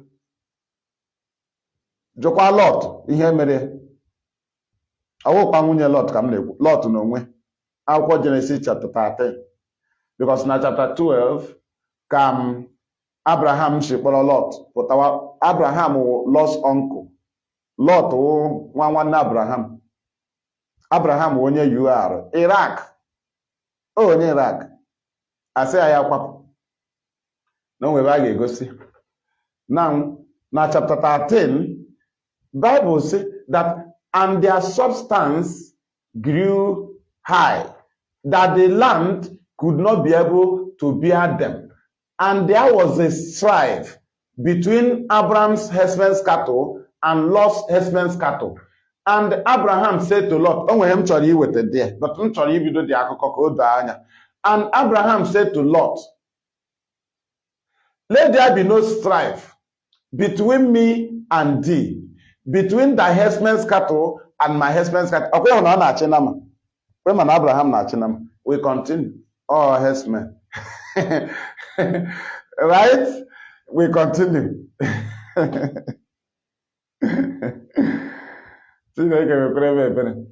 Now, Abraham has said, it's not the whole land before thee. It's either you choose the left or you choose the right. And we Thank you. I will come back. It's either you choose the right or you choose the left. And may pick the point there. Do you know that the Lord gonna choose Rebbe even when I handle? Hapụ Abraham, ọkwa Abraham maala. Lot okwu onye akpa akpọbịa. Abraham asị ya chuzuru, ya ga chuzuru ebe ahịa ndụ. Nwapụrụ Abraham ebe ala ihe a, ala ọkpọ. Na mgbe ikuku feziri, ọ maghị na ebe ahụ manyere na the plain of Sodom and Gomorrah. Akwa ịghọtara. So na nke anyị enweghị Abraham na-etiri gị appeal. Ma enweta gị na position ndị iro. Ihe mere Lot ụnụ o nwegodo lọ. Abraham ajọ ha ma na-emebikwa ndị ezi omume wute ndị ajọ omume. Ọ ya lọkụ nke Lot. Ịhụ na nke anyị ị gaghala si n'ebe ndị iro anyị na-anọ ka ị na-aga iteki position. Anyị ga-akrosh gị na onye iro krosh unu complete. Ofu onye nọ n'akụkụ, nna is your brother now. Stop fighting your brother. Say you are a fool. Jụọ ya ebe anyị nwetara ya. Jụọ ya ebe ahụrụ ya. Jụọ ya ma ọ nọ na normal position. Jụọ ya ma ọ nọ na position ebe a na-ana challenge ndị iro. Ka ọ nọ na position ndị iro nọ na challenge anyị. Jụọ ya. Ask him. Before gwa anyị na onye a nwanne anyị. Jụọ ihe ọ na-achọ ebe ahụ. Jụọ ya. Ị makwa na onye mere spell from Ipob na anyị na-edelete na mbe. Mbe ị maghị. Akwa ya. We continue. Now,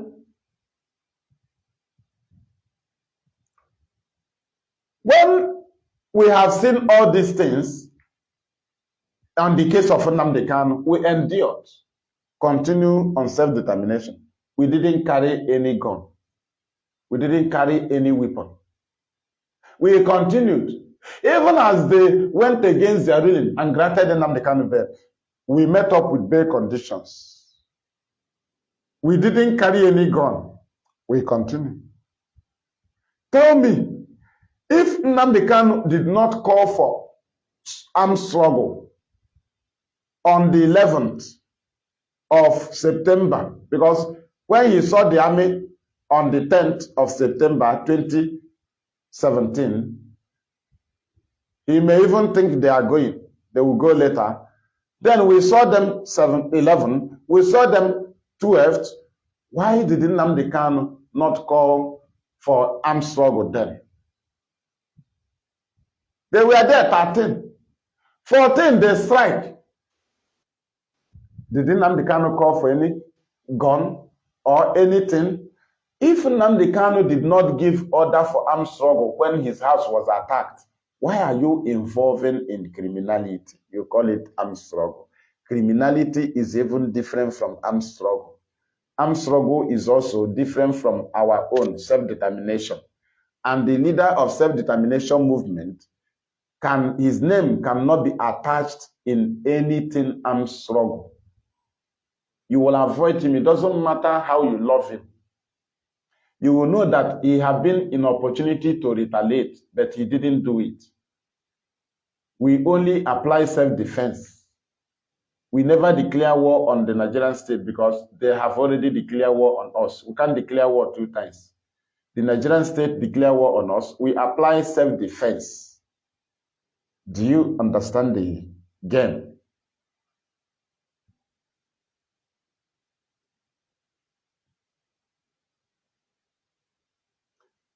We move. Now we continue.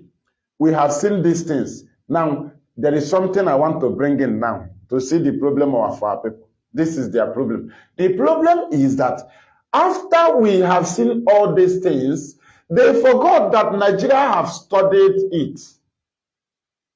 They are studying the one they applied, what they achieved with it. Tripod, Ipob, Radio International, Biafra, de facto government of the Kuban district, they have studied these things, the effect on IPOB.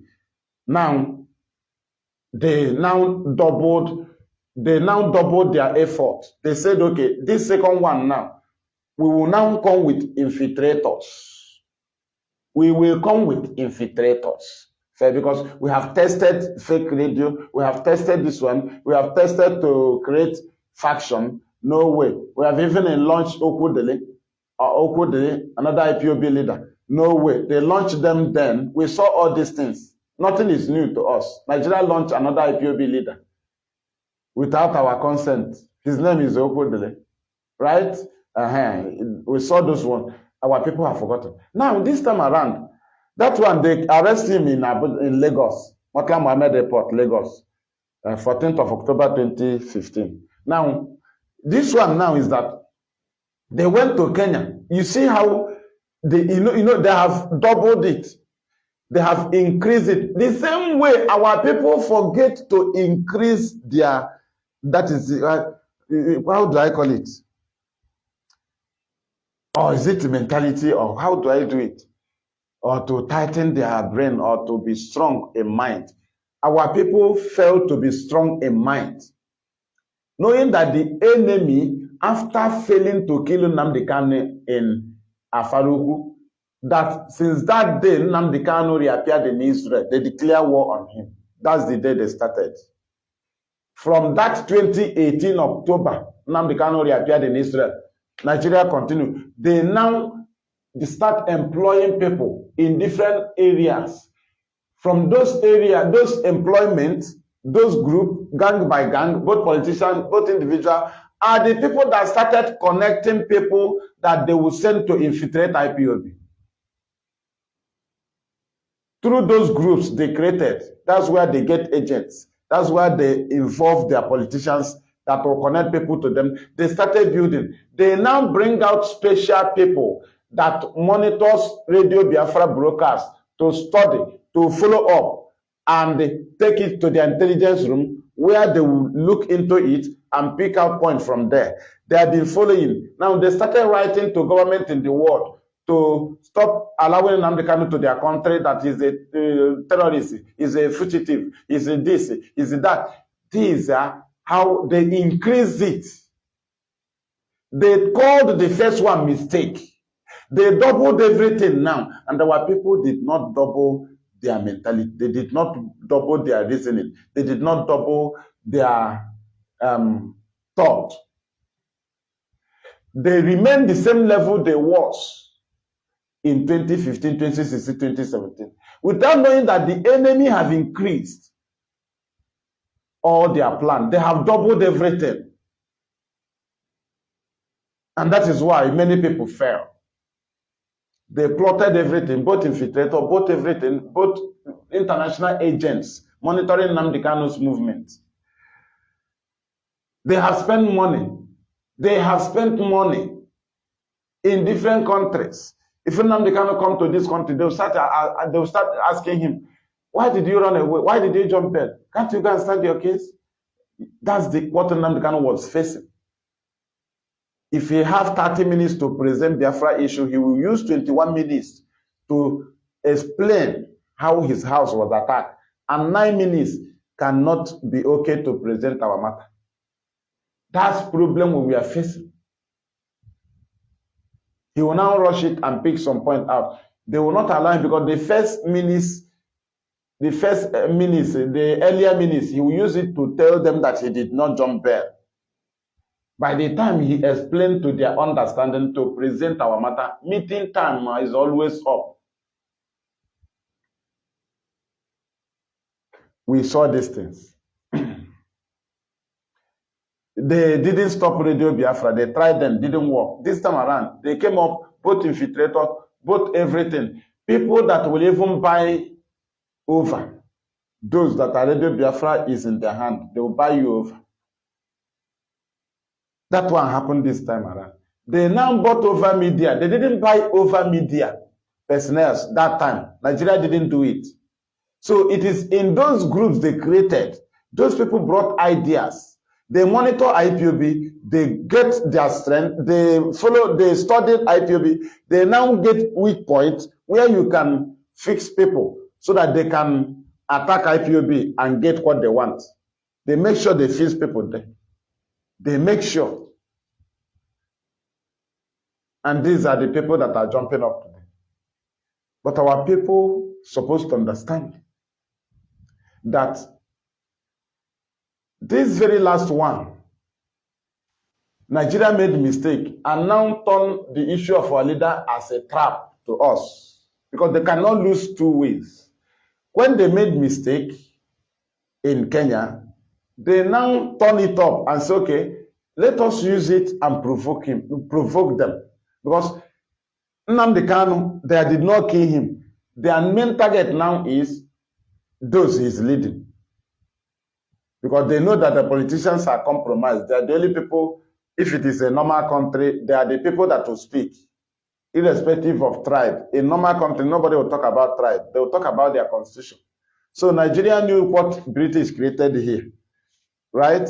Now, they knew that the only thing he has is IPOB. That's why they channel all their recruits on IPOB leadership.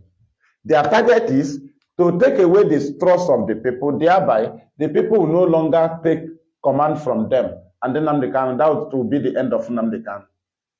Because individual or any other group can never fight for Nnamdi Kanu without IPOB. These are things people don't know.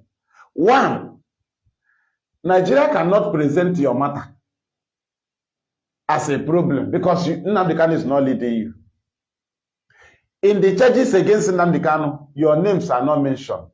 It's only IPOB that is mentioned. Now you understand. In the court, he is IPOB leader. He is not the leader of any other group. And the only people that the world will meet on his behalf is IPOB.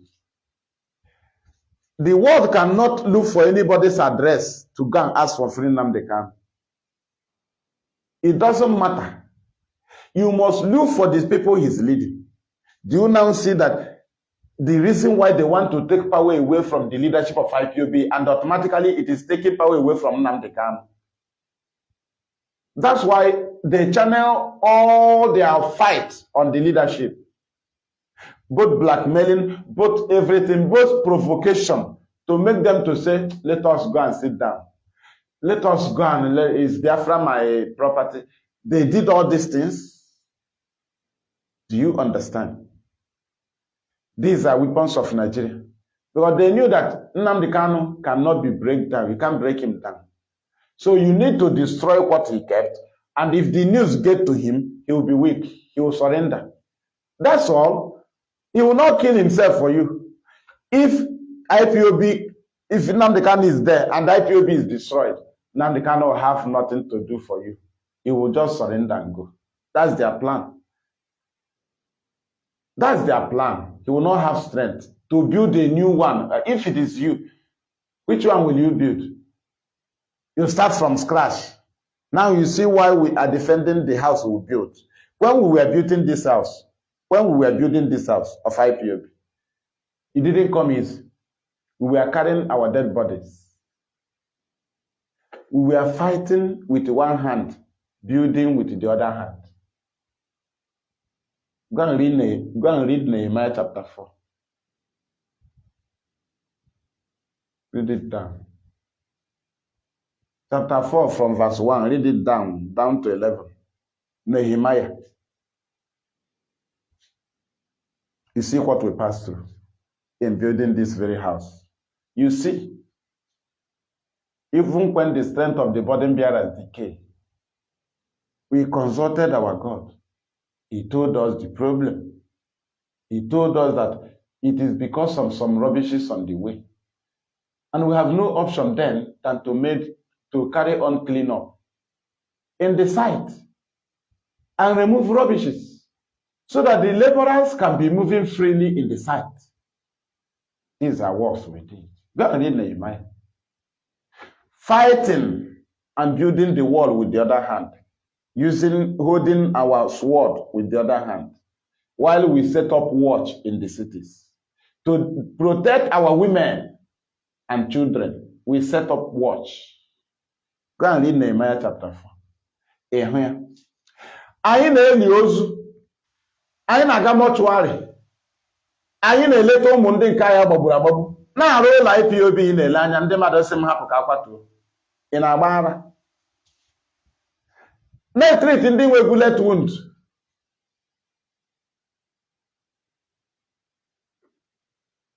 Immediate burial ole anyị na-enwe state by state mgbe anyị na-arụ ụlọ IPOB a. Mmadụ ndị na-ataghị ahụrụ ọdị ụlọ ọjị nọkọta ha adapụ ma ha sị gị na DSS ịma ahụhụ anyị arụ ụlọ isi anyị hapụ ka akwatuo ka directọ pụtarịwa ụlọ, directọ ebido rịwazi ụlọ, devumahi ha ndị ga-provide ze directọ ụlọ ọkwa ya. Ụlọ anyị rụchagara arụcha, eburu ozu ebe a na-arụ ụlọ, a na-aga mọchụarị na-arụ ụlọ, a na-etriti ndị agbara egbe na-arụ ụlọ.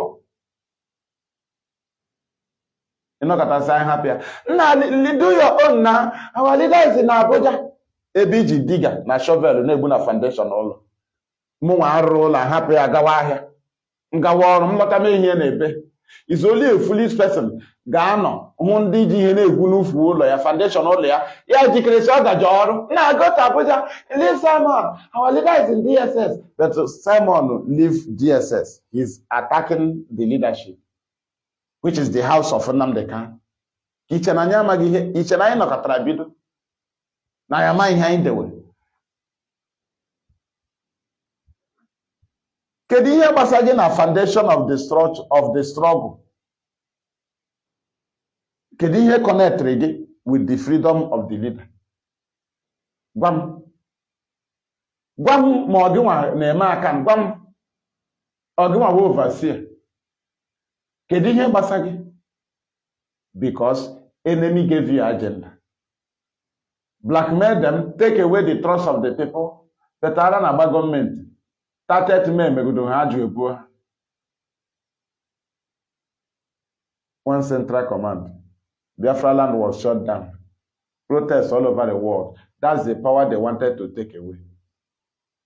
Now, this last one they are doing to create rival for Nnamdi Kanu, Nigeria is just useless on that. Only one broadcast of Nnamdi Kanu on Radio Biafra. Only one connection to Radio Biafra. Ewe soro onye kpu igu. Ewe soro onye kpu igu. Hapụ onye nwe soro onye kpu igu. My sheep hears my voice and they follow me.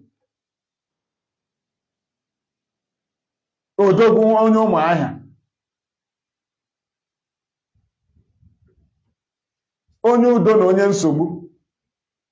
Nnamdi Kanu. Ịchọ peace, onye peace, ịchọ trouble, onye trouble. But ụdị trouble ya na-adị iche. Ị na-ekwu okwu egbe ya onye gị trouble. Gị hụ na ọwụwụ trouble egbe. Ị drop egbe, face godo trouble Nnamdi Kanu. Anaghị ejitu ya. Ọ ya ji Nigeria. Ịma anụ na-akpa atani.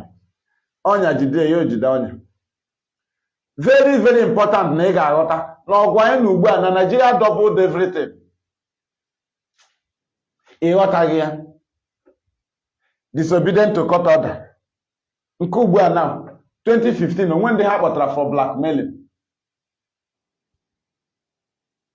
Onwe ndị ha kpọtara for blackmailing 2015. Ihe niile ha mere ha emezighị ya again. Ha plan zụrụ ọzọ double ya. Onye mere na-agwa gị director say na time na-abịa mgbe ọ na-ekwu okwu. Time is coming when we shall know those that are men. Those that are strong, that is are also mentally equipped. Na awụkwa ndị chafọ ikuku fe ya ofe. Time is coming. Ọkwa ya ugbu a. Nna wee ka agba ya agba. Ịmapụ. Ị pụọ na track. Iche na onwe ihe gị na Nnamdi Kanu ji. Outside ihe ọ na-edu.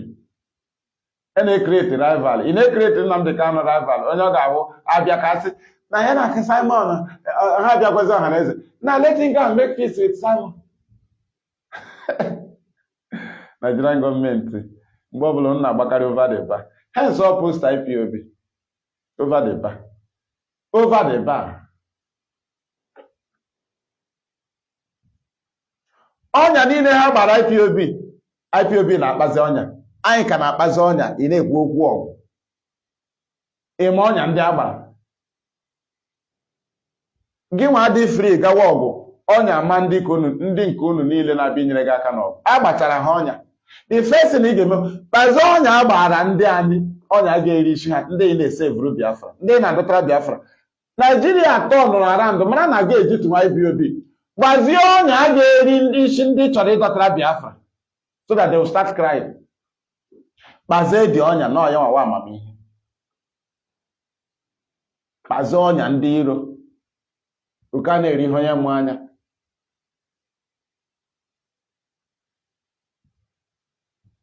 ọ bụrụ na ị maghị ahụhụ anyị tara arụ ụlọ ọ ya mere nakọta na-akụ inyo mma na mpa Nnamdi Kanu ọkwa mgbe a na-arụ ụlọ IPOB ka anyị lụzuru ha ụlọ ị na-ele anya na arụ ụlọ a na-eme ndị iro anya ụfụ akwa akwụrụ ụlọ rụchaa ya ụlọ nọ na ihe a lintel level ha jide director 2015 lintel level anyị were protest wụọ ya wụọ the lintel were protest again do the final block a na-egbu anyị na-edo block doo ya final blocks of roofing anyị na-eche mgbe release director ya bịa kọọ ya roof since ahụ ka our people na-ebute interior decoration ka a na-ebute since people aghọtawa ọgụ a na-alụ a na-achọ ka anyị kpọchara ihe niile ahụ agaghị akpọ ya aha our people are busy. Nigeria hụrụ material ndị anyị na-ebubata eji finish ụlọ a ọ hụrụ contribution ha daa iwu mba ụwa ga jide Kanu na Kenya maka na ụlọ ọ na-arụ siri ike ugbu o jitugo onye ọbụla Nigeria gbagbo bọọlụ na post ha na-achọ ka e were ọgụ lụsa ya ajọ mara m ihe asị na ọ maghị na bọọlụ baa na post na ongo so ịmaghị na extraordinary rendition ongo ịmaghị na extraordinary rendition ongo ndị ga-emeri wu political party they can not IPOB freedom fighting ka ị ga-commit crime against our leader ila free anyị atị mba ka agba ya agba na let us take action onye na-emeri na bọọlụ ọ na-alụ ọgụ onye na-emeri since ụnụ gbawara agbawa nye m gosi m ofu goolu inyere anyị egelu na Kenya Nigeria gbagburu ya na post na Kenya anyị abata ebe a gaa n'Ụmụahịa verdict nye goolu Nnamdi Kanu did not jump bail he escaped military assassination attempt aga na UN nye goolu free Nnamdi Kanu immediately ị ka nọkwa na-egbu ndị Biafra anyị aga onwebekwa onye ji Monday sit at home wegara UN ma ọ wegara Nigerian gọọmenti ọ wegara Tinubu ma ọ Buhari ihe a na-eji agakwa ọkọta ọda aka na-ekwu UN appeal court enye ọda ruling discharged and acquitted how many goes ị ka na-egbukwe mmadụ na Monday onwebekwe goolu i nyere na-awụ ha akwa agọni na family anyị were self-determination na-enye goal that is our continuous peaceful conduct is the reason why our lawyers can stand firmly in court. If we are into armed struggle, the lawyers cannot defend anything in court. So we are the people who maintain peaceful conduct and created the road for our lawyers to challenge the government in court.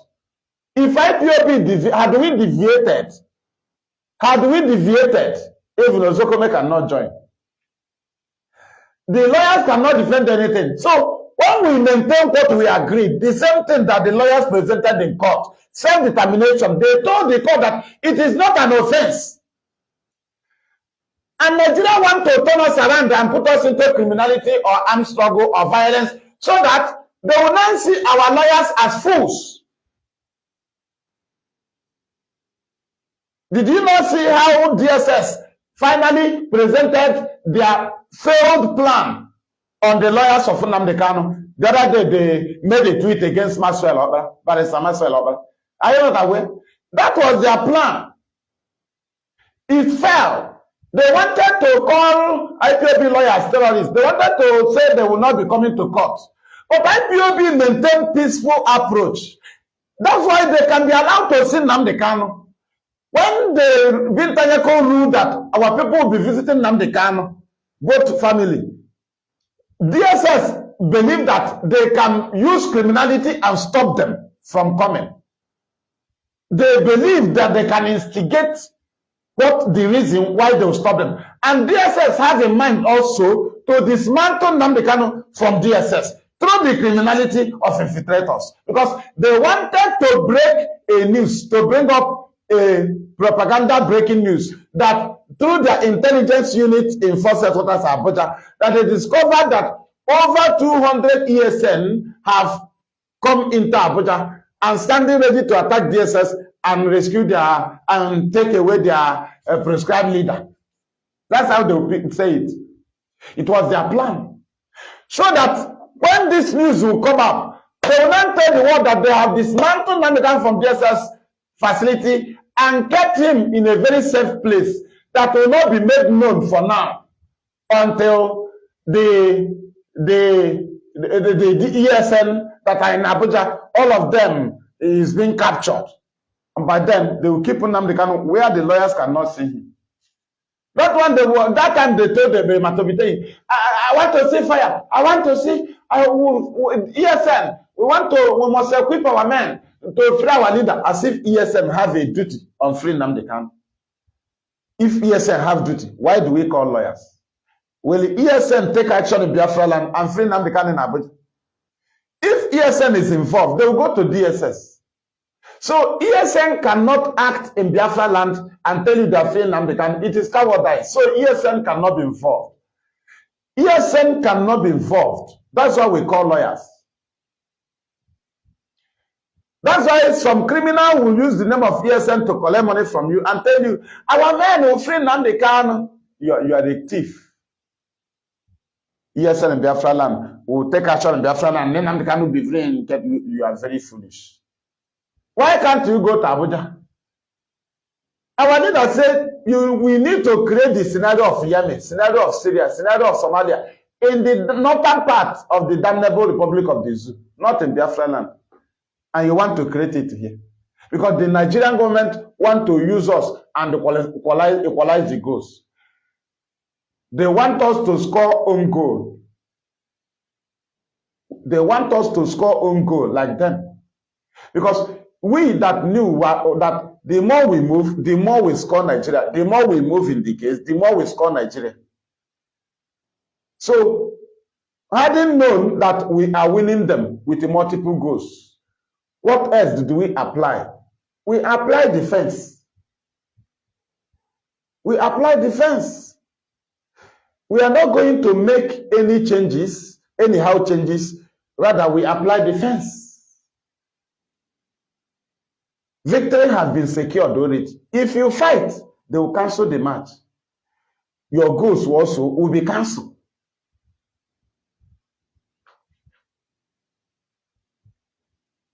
And that is why we are here. To tell our people that anything Nigeria is doing now, they are doing double of what they did before. And you have to increase your own, because Nnamdi Kanu prepared triple. That is, he prepared himself 10 times before this one. So Nigeria prepared 2 times. He prepared 10 times. So if you are ready to fight the battle with him, which is leading in Abuja, you must have to prepare your here. You try to be strong. Because I don't know what. I break, we go Nigeria. One, Lanya, they will get tired. When you know that all the trap hand set in a fell, and the time Nnamdi Kanu Janu detention, now run out. And do the chef will Chineke's involvement. You have forgotten God's involvement. On a figure fenante, on Nnamdi Kanu, on a figure. Time ago. Emo fọdụ Nnamdi Kanu na-efe efe na ntị. Time ole ya ruo hala na mgbidi niile ada. Life n'ihu anya gị. Nigeria run wago out of track. Do you know why? All their plan failed. Because they believe man ka amaghị nke a ga-ama, nke a amataghị nke a ga-amata, nke a amataghị nke a ga-amata. Otu a ka ha si na-efelu onwebe nke matara chakam. Ha dị frustrated. Imagine a commissioner of police bịa na Anambra say na if it requires to kill, I will kill. That is frustration. IPOB frustrated them with what? Peaceful conduct, which is in line with self-determination, which have been our grant to be going to court. Because if we are out of self-determination, we cannot be going to court. If we are in armed struggle, we will be breaking prison yards to free our members. But we are not in armed struggle. Therefore, we follow court. The same thing we are following on Nnamdi. And we have defeated them. Why must you be deceived?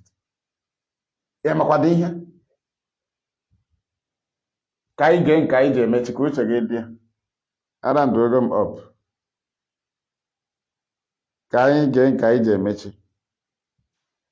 Maka data ekwuchala n'ihe niile onwe ihe ya na mmadụ oji. Onwe ihe ya na mmadụ oji ọwụ ịlaik ya ikwere ịlaik ikwe gị ma anyị chetara gị ya. Lekwe ihe anyị standịrị.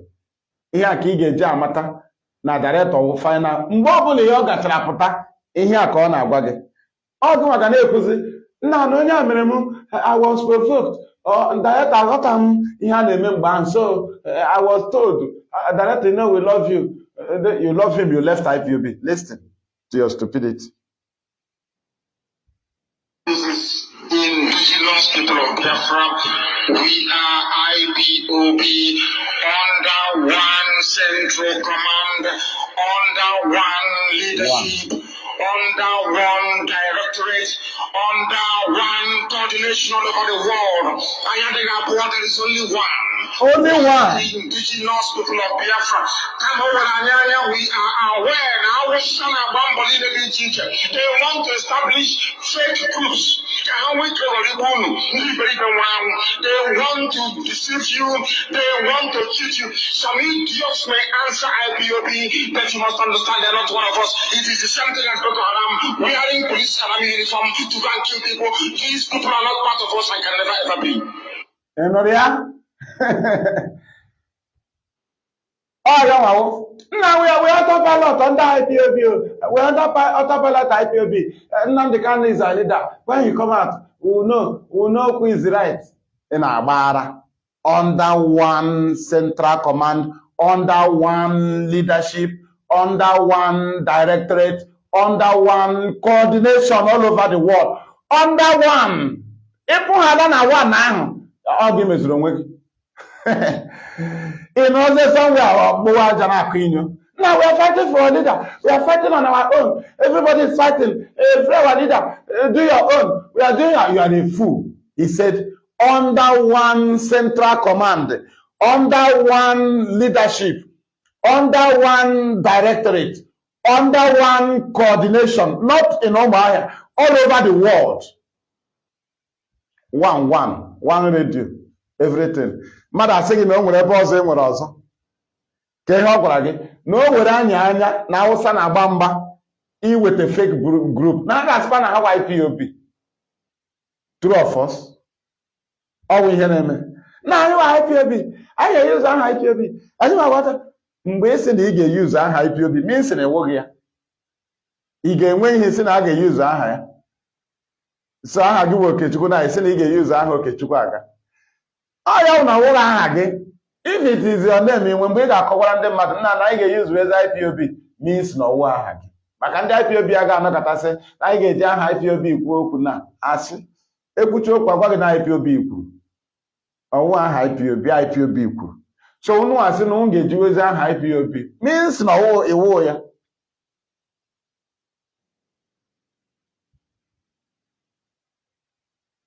Our people in Biafraland, guide your loins. Onye ha sị gị mee. Agwara m na ọgụ na-ete aka. Betu ọgụ agwụla na agwụ. E nwere don ndị na-emepegasị na, you know. Don ihe o ji emepegasị ụna.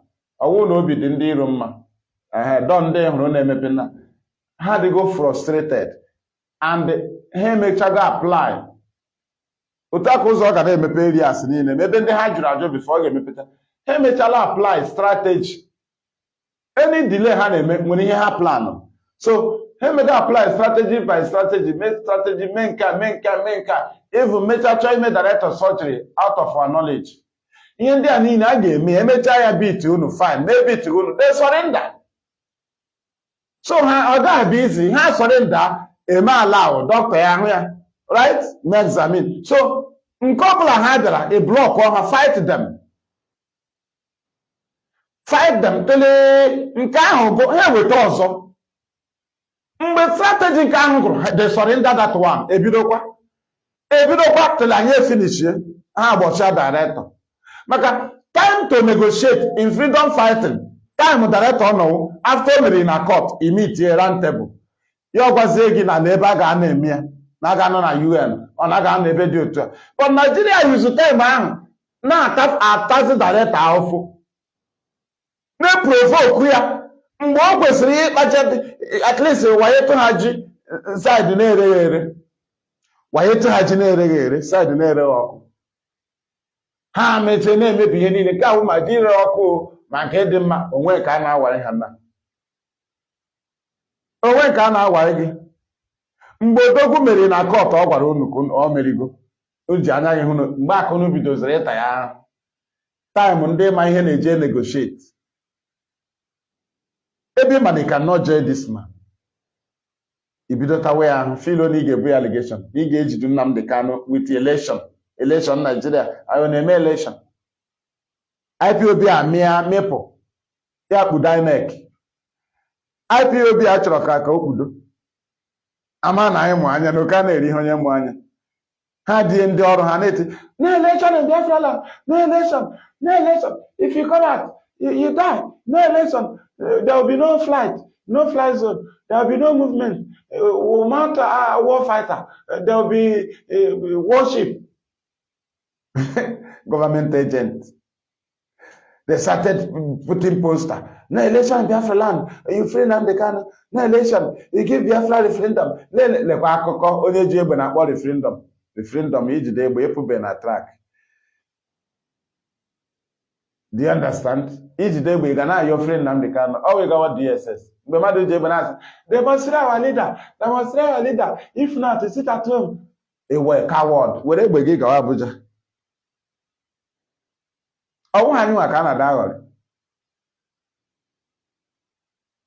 Do you understand?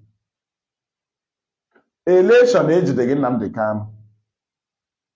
Onya ha gbara after court discharge Nnamdi Kanu election. Serious onya.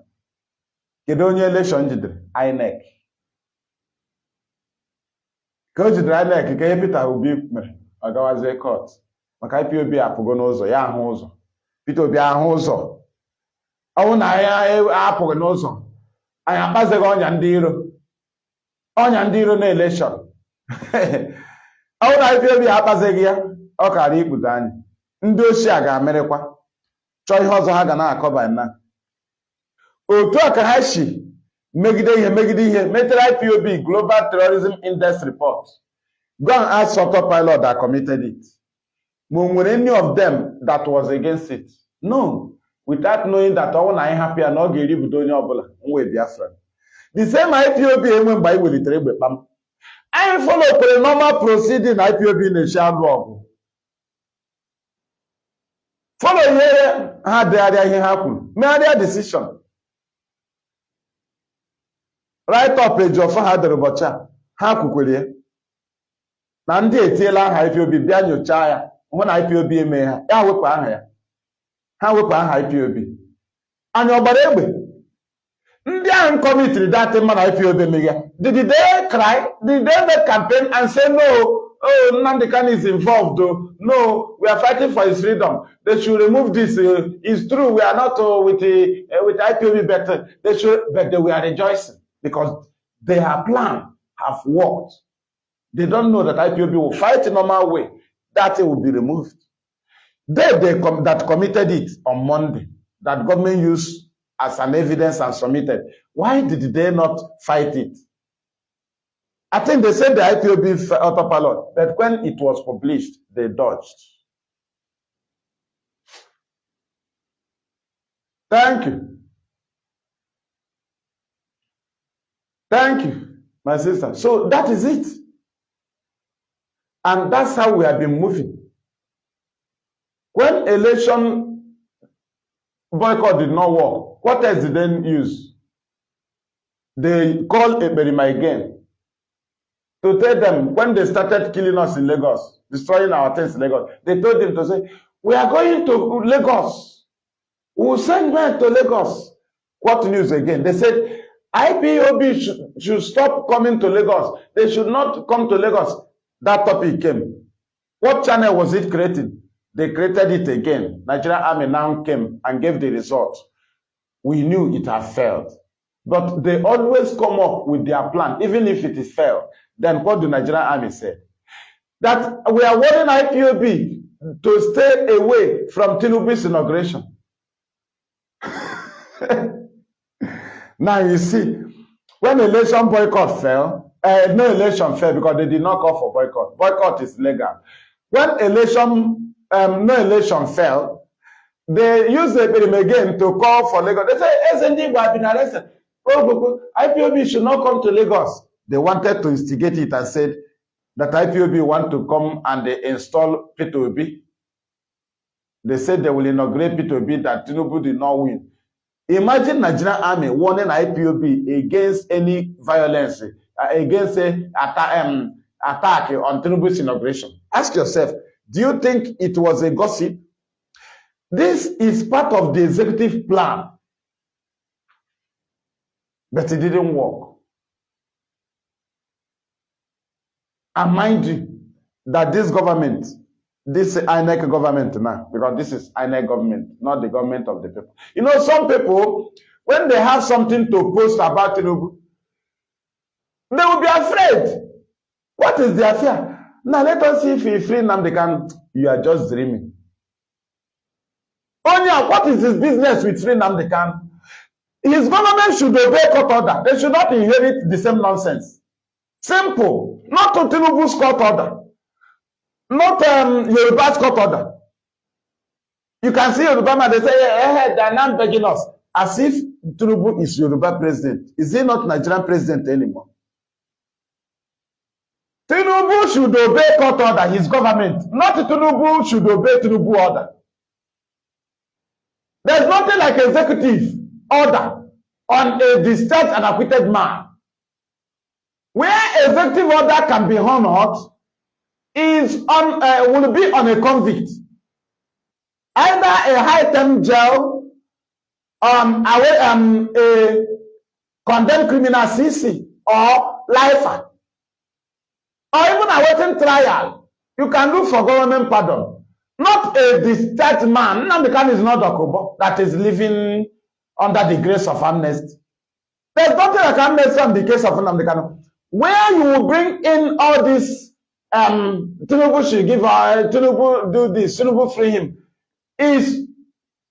would have been when the judgment had not been given by appeal court. That earlier time, they were meeting them for political solution. That's when it was needed. But if you see some people now, they come, some people in House of Assembly, they said, Tinubu should apply political solution. Tinubu should apply any means to free Nnamdi, which apply. What does Tinubu have?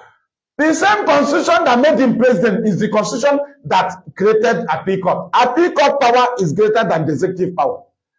Court order is greater than the executive order. Executive come when court has not given order. Executive can quench the matter when court have not making decision. Not after court decision, you will be looking for executive. What kind of executive? Tinubu inherited empty file. Without trial, no charges. He has no power on Nnamdi Kanu than to obey court order. Very simple. Some people think it's a Tinubu issue. Who want to make everybody happy? So you want to make Tinubu happy? Tinubu that kidnapped Nnamdi Kanu. Tinubu was fully involved in the kidnapping of Nnamdi Kanu? Are you not aware? When they kidnap him, what do? They say, let them come the detention. Tinubu say, let us arrest what is it called?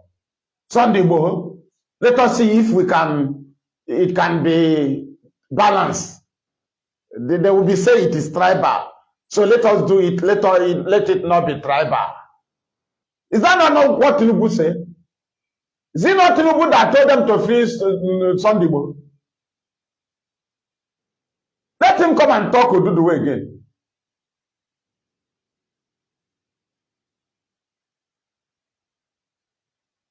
Tinubu was fully involved. Fulani pushed Tinubu fully in kidnapping Nnamdi Kanu. They told him within Nnamdi Kanu that he's not going to win. They told Tinubu Nnamdi Kanu is the problem.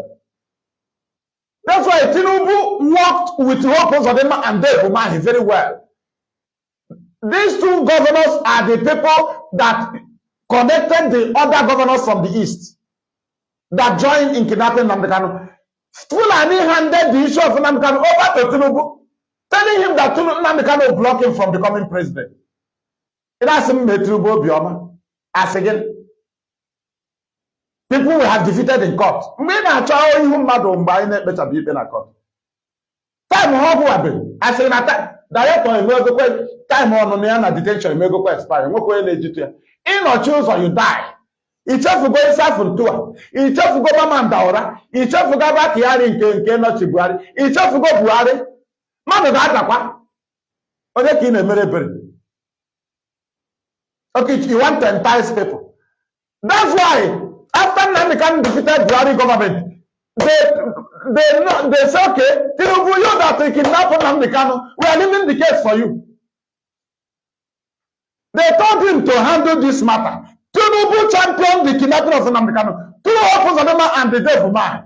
Who is comparing anybody? There is no effective order on the issue of Nnamdi Kanu.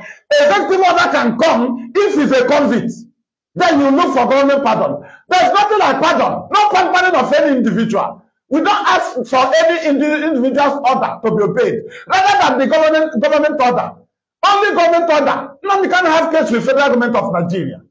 As simple as that, not an individual. Tinubu is an individual. Tinubu Fulani said, okay, you that kidnap Nnamdi Kanu, you perform very well. We'll now make you president and leave the case for you. Go ask Tinubu. Tinubu and the devil man and the workers of them. The people he uses Ngige. Nobody should forget Ngige. Ngige was fully involved in kidnapping of Nnamdi Kanu. Chris Ngige. Chris Ngige was a coordinator who coordinated politicians that was involved.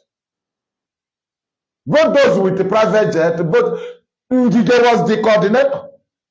But do you see other governors? Hope Uzodinma and Devumai. They brought him with Obiano. From there, they got to Kezipas. And they found Ugwan. Three of us, we are very well aware. Government pardon does not come on a freed man.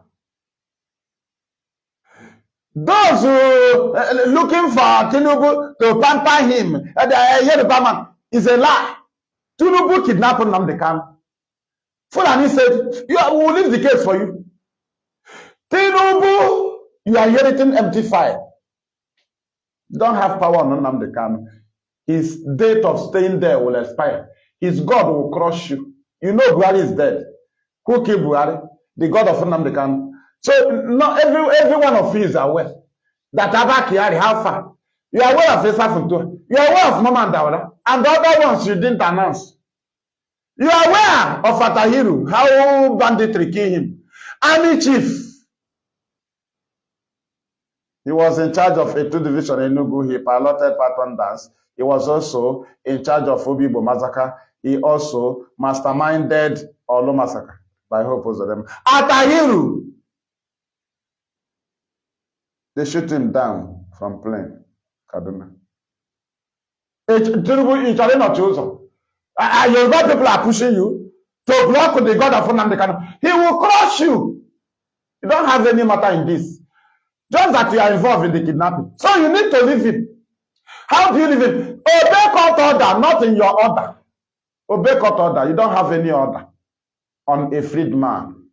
You can have order on an awaiting trial mate. You can stop his trial. You can take the case back to magistrate court through the Attorney General of the state, of the federation.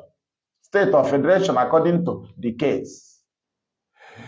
Then they will now make a right, the Attorney General will write something, report, because when the accused man was remanded in prison custody, what they said, or what the magistrate said, was that the accused man, he first of all said that hence is a capital offense. The magistrate will say, as the accused man pleaded not guilty, this honorable court have no power over this case, and the accused man should be remanded to prison custody, and your case file should be transferred to DPP for further investigation, and your barrister may file a motion to the High Court. As court pleases, Igala waiting trial. Then I come back.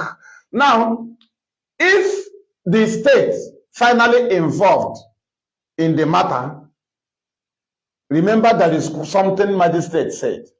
He said that the case file should be transferred to DPP for further investigation. That is where the government can come in.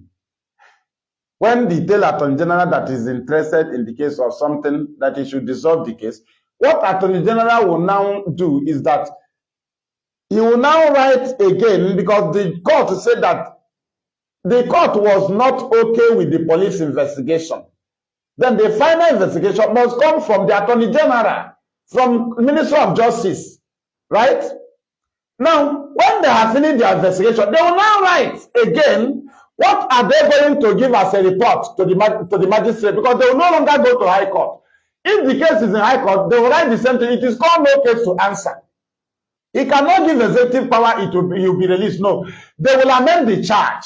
And the Attorney General will now say that after the investigation from the Ministry of Justice, that they discovered that what they said this man committed, he did not do it. That is how he will be discharged. But when they call the name of the person in the prison yard to go to court, they will take you to that particular magistrate court that remanded you. And when they come there, the magistrate court will read back that charges, the former charges against you, which you were remanded with. After reading it, he will now give underline and say, according to the investigation from the Ministry of Justice, from the office of the Honorable Attorney General of the state, his lordship, so person, right?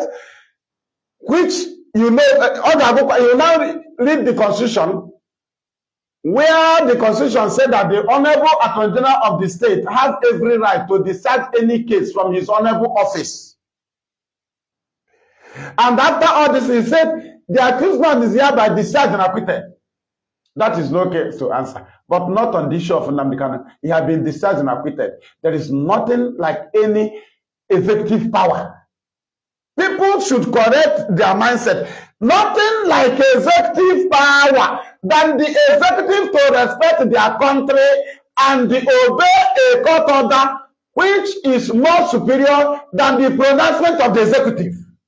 Because court can even destroy the pronouncement of the executive. You can give pronouncement and somebody will sue you in court, even as a president. And the court may destroy that your pronouncement. So the court order is greater than that of the executive. The court uses constitution, and constitution made you a president. So nobody should be waiting for a president order than the president to obey their constitution and secure the respect and the image of their country. As simple as that. Do not change the narrative. Nobody is begging any individual to free Nnamdi Kanu. When there was a chance for people to beg, was when the judgment have not been given. People went, Mbazurika Amechi went, there was no judgment then. So many people, Okwadike, all of them went.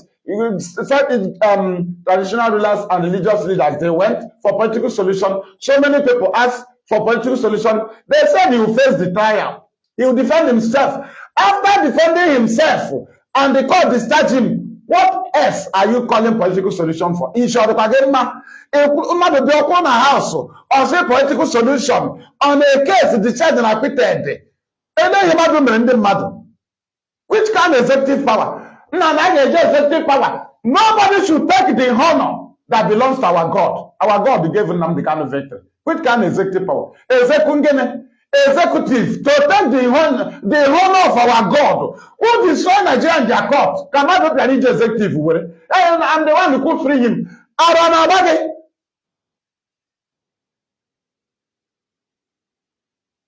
Court to free him in a play. No, in a play. Kairu nishi kai, Mbairu nishi konoju. Ehunze na was awo Muhammad. I am there about no any Muhammad. Agwa ndị mmadụ na ọjị na ihe ọbụla nwere ngụta. Ị na-egiri onye na-ego oshọ na-ebido na ya adịgbawa egbe. Leta na chọrọ ibido na ya adịgbawa egbe. Ndị mmadụ gwa gị na ibido na ya adịgbawa egbe. Na ndị mmadụ ga-anụ olu anyị ha drọpụcha ego ha gba ọsọ. Onye gwara gị? Since ụnụ gbawara egbe Nigeria ọgbala ọsọ. Ha kara ese ndị amị ha ma na egbe ga na-emetụta ha. Nọ ndị bụ unu ka unu na-egbu. So ihe ha chọrọ na-awụ ka ha wụrụzie good people. Ime ndị bụ na attack ama amị abịa save ha. Since they want to save you, we are saving you from the ESN criminal. We are saving you from Ipob. You that came to save them will now become victim. Here are their last game. I know how value na I'm We are the people that saved them. Nobody valued them. Nobody regards them. Nigerian security in our land. We see them as killers. Now, they now told the Berima through their force at home, when they chase people away with their gun, Nigerian army will be deployed to that community. They will now tell the people that they are here to protect them. Do you now see they are now playing to be good? Do you understand? And they are now turning us as evil because they came to save our people from us instead of us that have been saving our people from them. If you don't get the politics, you get it now. Because anyị makwa ihe.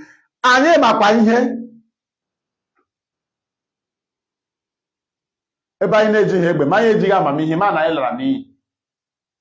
Ijighị egbe ijighị amamihe ma a na-elago n'iyi. Anyị ji amamihe akpazi ọkwa hụrụ egbe neutralize ya ndị anyị ji egbe. Amamihe IPOB ka anyị ji neutralize ya Nigeria kwụwa ha otu a n'etiti mmiri since gawa ihu adịghị mma gawa azụ adịghị mma ị nọ na-akụ inyo ịgbacha egbe bịa sị mmadụ obekọtọda arọ na-agba gị. Onye ji egbe ọ na-ekwu obekọtọda ị ga-eji egbe gị gawa DSS ọ ndị gba aka na-asị obekọtọda ịma m na correct ndị mmadụ onye bụ Igbo ya sị do your own. A na-agwa gị na ihe ọ bụla nwere ụzọ a na-esi na buutu anya moto ọ wepụ anyị na buutu agwa na gị ndị abụkwa ahịhịa ga-esi m do my own. A na-abịa emepe buutu akpọpụta gị ba ebe siarị moto nọ ga-esi m do my own. A na-agwa gị na ihe ọ bụla nwere ụzọ. Self determination nwere iwu na-aga idea. Armed struggle nwere ụzọ ya. Onye ji egbe a na-akpọ referendum, onye ji egbe a na-akpọ sit at home, onye ji egbe a na-akpọ for court order to be obeyed, onye ji egbe wụ sound of egbe ya ka ndị iro ga-anụ ha ma ma ga-erelizi gị ma ọ not. Onye ji egbe wụ ọ ga-eji aka ya gaa there break a detention facility mmadụ nwugodu ya ofiri onye nke ya. Ndị na-asị gị obey court order ndị secure court order through civility. Ọ ya nwa onwe court order iji egbe secure ya a na-eji egbe secure court order. But I agbaghị na agbara egbe ihe ha egwu ashị. Egbe is to promote injustice. Because onye a na-ekpe ikpe, government did not say they will kill him. Government knew that he maintained self-determination. That's why they did not hide him. They told the world that he would defend himself in court. That is proving in Nnamdi Kanu right that he has maintained self-determination. So if they go on catch Ojukwu 1967 or 68 or 69, he will not take him to court. They will kill him. But they took Nnamdi Kanu to court because he's under self-determination. Can't you know about it? Can you have in a training with him? No onye ji egbe anaghị asị obey court order. Ị naghị watch war film. Ejide army commander, they will plan. When a na-abịa kpọọ ndị asị ha obey, free him. No, ị ga-eme plan gaa ebe ahụ chọta detention facility ebe edewere break ede gbaa egbe buru ya ọya nke onye ji egbe ndị ji egbe abịazila na-azụ ọkụ ọtọ dị anyị karakara ndị akawas ibi gbagbo onye na-azụ ahịa bịa na-asị ndị gọọmenti obe ka ọtọ ọda ị ga-agba mmebi ọkwụrụ mmadụ imebicha wite egbe ịbịazie sị gọọmenti obe ka ọtọ ọda ị naghị ahụ gọọmenti ga-agba ahịa egbe a ị naghị emebi ọkwụrụ gọọmenti ị naghị emechi kọmpanị gọọmenti ịsọfacha ndị anyị turn around and say they must obey court order. Did it affect them? Insecure court order. Court order na-eji egbe secure ya. Or democratic process, IPOB, self-determination. Onye eji secure court order. Ọ bụrụ na ejidawa director, anyị abanye into armed struggle, IPOB. Our lawyers cannot secure court. They can't. Because they cannot defend terrorists. Now you know that they secure court victory because we maintained. And we continue to separate criminality away from IPOB. And in making sure the world is aware that IPOB maintain what we agreed. But Nigeria planned to shift us so that Nnamdi Kanu will remain. Now you know, na anyị ma ihe anyị na-alụ. Director so ruo na nke igbe egbe na onye ọbụla wụ nwa okorobịa na Biafraland na egbe ga-erute ọnụ dọgị n'orubeghị. Ọ ga ime mistake. Nnamdi Kanu mee mistake. Onwe ga-aka akọ Biafra again. Ndị nke na-eti mkpu ndị infiltrator gwa aha Nnamdi Kanu ka ha ji aka akọ Biafra. Aha ya ka ha ji akọ ya. Enweghị ike ịkọ Biafra n'aha ha. They will attach it in Nnamdi Kanu. Nnamdi Kanu mee mistake ya ọ lagokwa.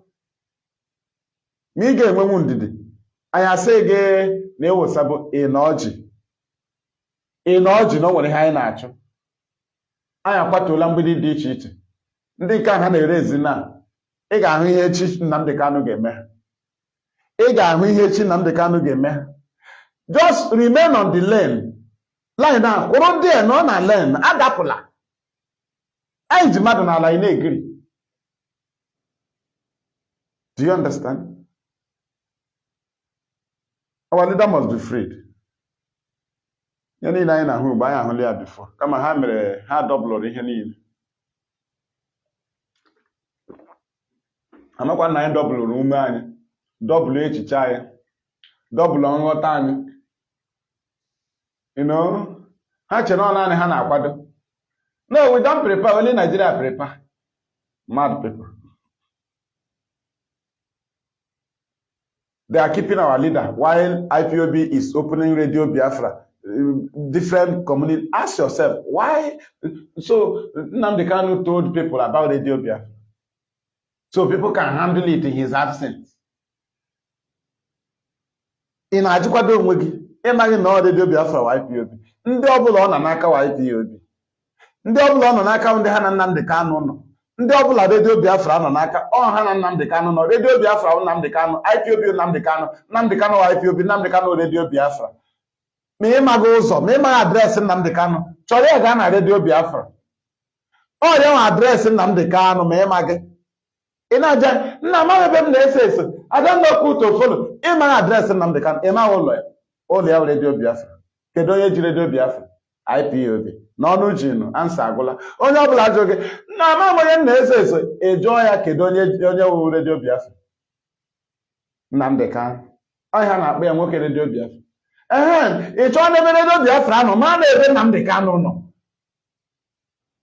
Ị na-achọ Nnamdi Kanu outside Radio Biafra?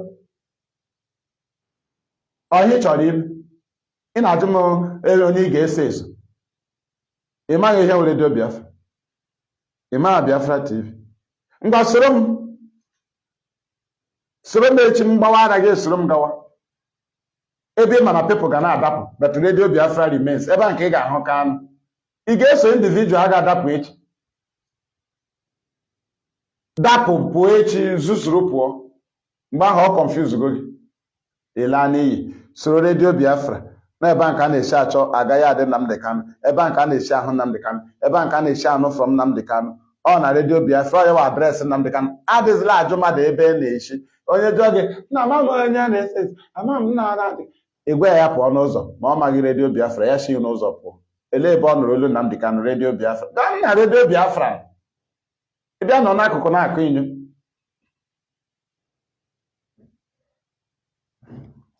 Biafrans IPOB in Biafraland unu ga-adị conscious of security.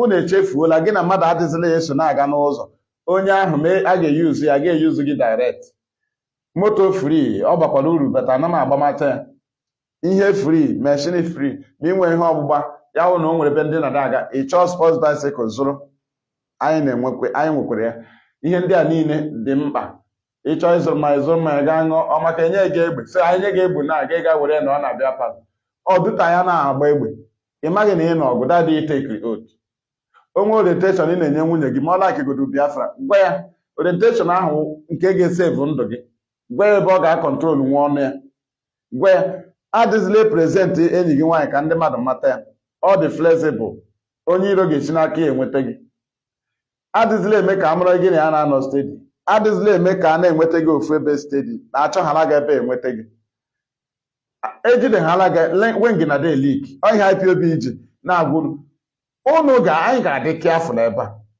ọ ga-adịzila eso okwu eru n'isi mgbe ụfọdụ ịma na imere involve na strọgụl okwu gakọta ịkọtụọ mepụ ka a hapụ itinye gị na nsogbu mee ka esi ọ na gị na ndị mmadụ na-esetụlụ biznes ọfụma adịzila kreti enemiti na-ayọkwana mmadụ biko ma ọ bụrụ na imejọọ ya ihe biko gawa ọ kwela ka ndị mmadụ ị na-ekreti ihe ndị mmadụ ga-ebu n'obi ọ ga-awụ echi ihe etinye gị n'aka polisi ọ ihe ọbụla ma ọ were gị iwe correct ya some mistakes ịhụ mmadụ ibonu ọ maka na oso ga-adọ Biafra ihe etie ya ị maghị nọ ndị a na-enwe information mgbe a chọrọ ijide gị they will call you ịma gị iche na ọsọ IPOB ga-agwa gị ihe na-eme mmenụ ndị mmadụ ka asị m gị ruwe n'ime ndị mmadụ just emezila kọmiti dazi na-ekreti enemiti gị na ndị mmadụ onye nweta infọmeshọn ọjọọ na-abịara gị ma nke na-abịara IPOB ya okwena ike gwa gị ị na-emezi ka ewuzi kingdom eche m ka ọ Biafra na-adọtara ha nwa imezi onye ọbụla na-eze gị eze iwuzi ekwensu ndị awo Biafrans a gwara ha na Biafra abịa na ị ga-egbu ya na ọsa bụ adịzila ekwu ihe ahụ ọ ga-anata m polisi 10,000 ma ọ free mee ya free gwa polisi na ịwa IPOB dutu ị na-etreti na ya ọnwụ mmadụ niile ga-astand n tret kọntrolu ọnụ gị emere involve na all the matters public matter otu a m nọ m na-ekwuchi okwu Biafra m atụpụrụ n'ọnụ ụfọdụ ị na-ekwudi ya ka m tie ọnụ ọ ga-ekwu ihe niile nwere ike ikwudi ya ha kpaka m na-eme ihe m na-eme ọ bụ na m aga anọnwụ dị eme apụọ ka anyị correct kwana some things orientation ndị enyere anyị ka otu isi chefue ihe mere members of freedom fighters iwu awụ gị na ị ga na-eme meeting gị that particular day ị na-eje eme anyị na week ọgụ chenjie ọ wụdị ichenji day ma wesị anyị na-emebu Tuesday ka anyị meze Thursday mba ọgụ chenji ịkpọ meeting egwe onye ọbụla ọ mara na ọ na-adọ freedom na ọ dị ready for freedom fighting ya na-elele meseji ya mgbe ọbụla ọgwụla o nweta meseji Friday ya bịa ọ ya freedom fighting ndị nwetara ihe nọ around ha bịa o nweta Monday ndị nwetara ihe nọ around ha bịa on 13th echenjie abịazikwa na Tuesday ọ na Wednesday so that onye ire appointment ka ọ machi ya mba enyewe surprise message ọ mmadụ ịtọ bere manage mmadụ ịtọ onye che ịdọ freedom ya ọ manage tu message otu ahụ until obodo ajụ oyi emewekwe ya gaziere unu Biafrans all over the world. We are rounding it up here. May Chukwu Abiyama continue to guide our people, protect our people, provide for them, give them strength to stand this very troubled time, assist our people where they need assistance, rescue our people in their private problems, that is personal problems, save our people from dangers, provide job for our people, favor our people, Chukwu Abiyama. favor IPOB with the freedom of Nnamdi Kanu. That is the favor IPOB need as a people. You have favored us in court, just his physical freedom. You have freed him spiritually, you have freed him in court. Court is also physical, but we want it practical. Let it be happening here. Oya ka anyị na-ayọ gị Chukwu abịama. Only you can do this. Anyị enweghị onye ọzọ. Director gwara anyị n'ọgụ anyị jidesie gị ike. N'ọgụ nwa ji ndụ ya. N'ọgụ nwa ga-enye anyị Biafra. N'ọgụ nwa na-edu anyị. Sinsi ahụ ị na-egosikwa anyị dị mma gị. Anyị apụbekwa n'ebe ị nọ. Anyị na-agwa gị na otu a ka anyị ga-ejide gị. Otu a ka ụmụ anyị ga-ejidekwa gị. Otu a ka ha mgbe ahụ ekele ka ha ga na-enyezi gị. Maka anyị ga-agwa ha n'ọgụ. Ọ dịghị onye ọzọ anyị ga-eprezent. Enwere politician ga-emenwuru anyị. Ya ka anyị na-ayọ gị ezi udo. Metọpụzie nke afọ afọ. N'ihi na ọ naanị gị bụ chi. Nye ndị Biafra anyị enweghị chi ọzọ. Nara ekele nara otuto n'aha gị. Chi ukwu okike. Abịa amara pụrụ ime ihe niile. We have prayed. Ise. Thank you. Thank you. Ụmụ Chineke. A na-eme ndị iro ihe. Right? Thank you.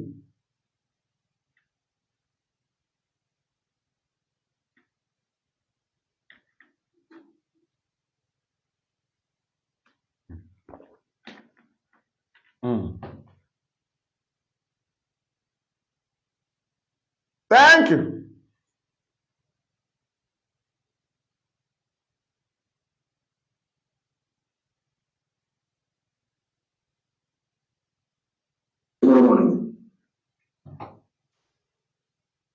And I hate criminality. I can't stand it. I said before, no banks should be touched, no church, no mosque, no business person should be touched. No business person should be touched. None should be touched. No people struggling to see that. What kind of nonsense is that?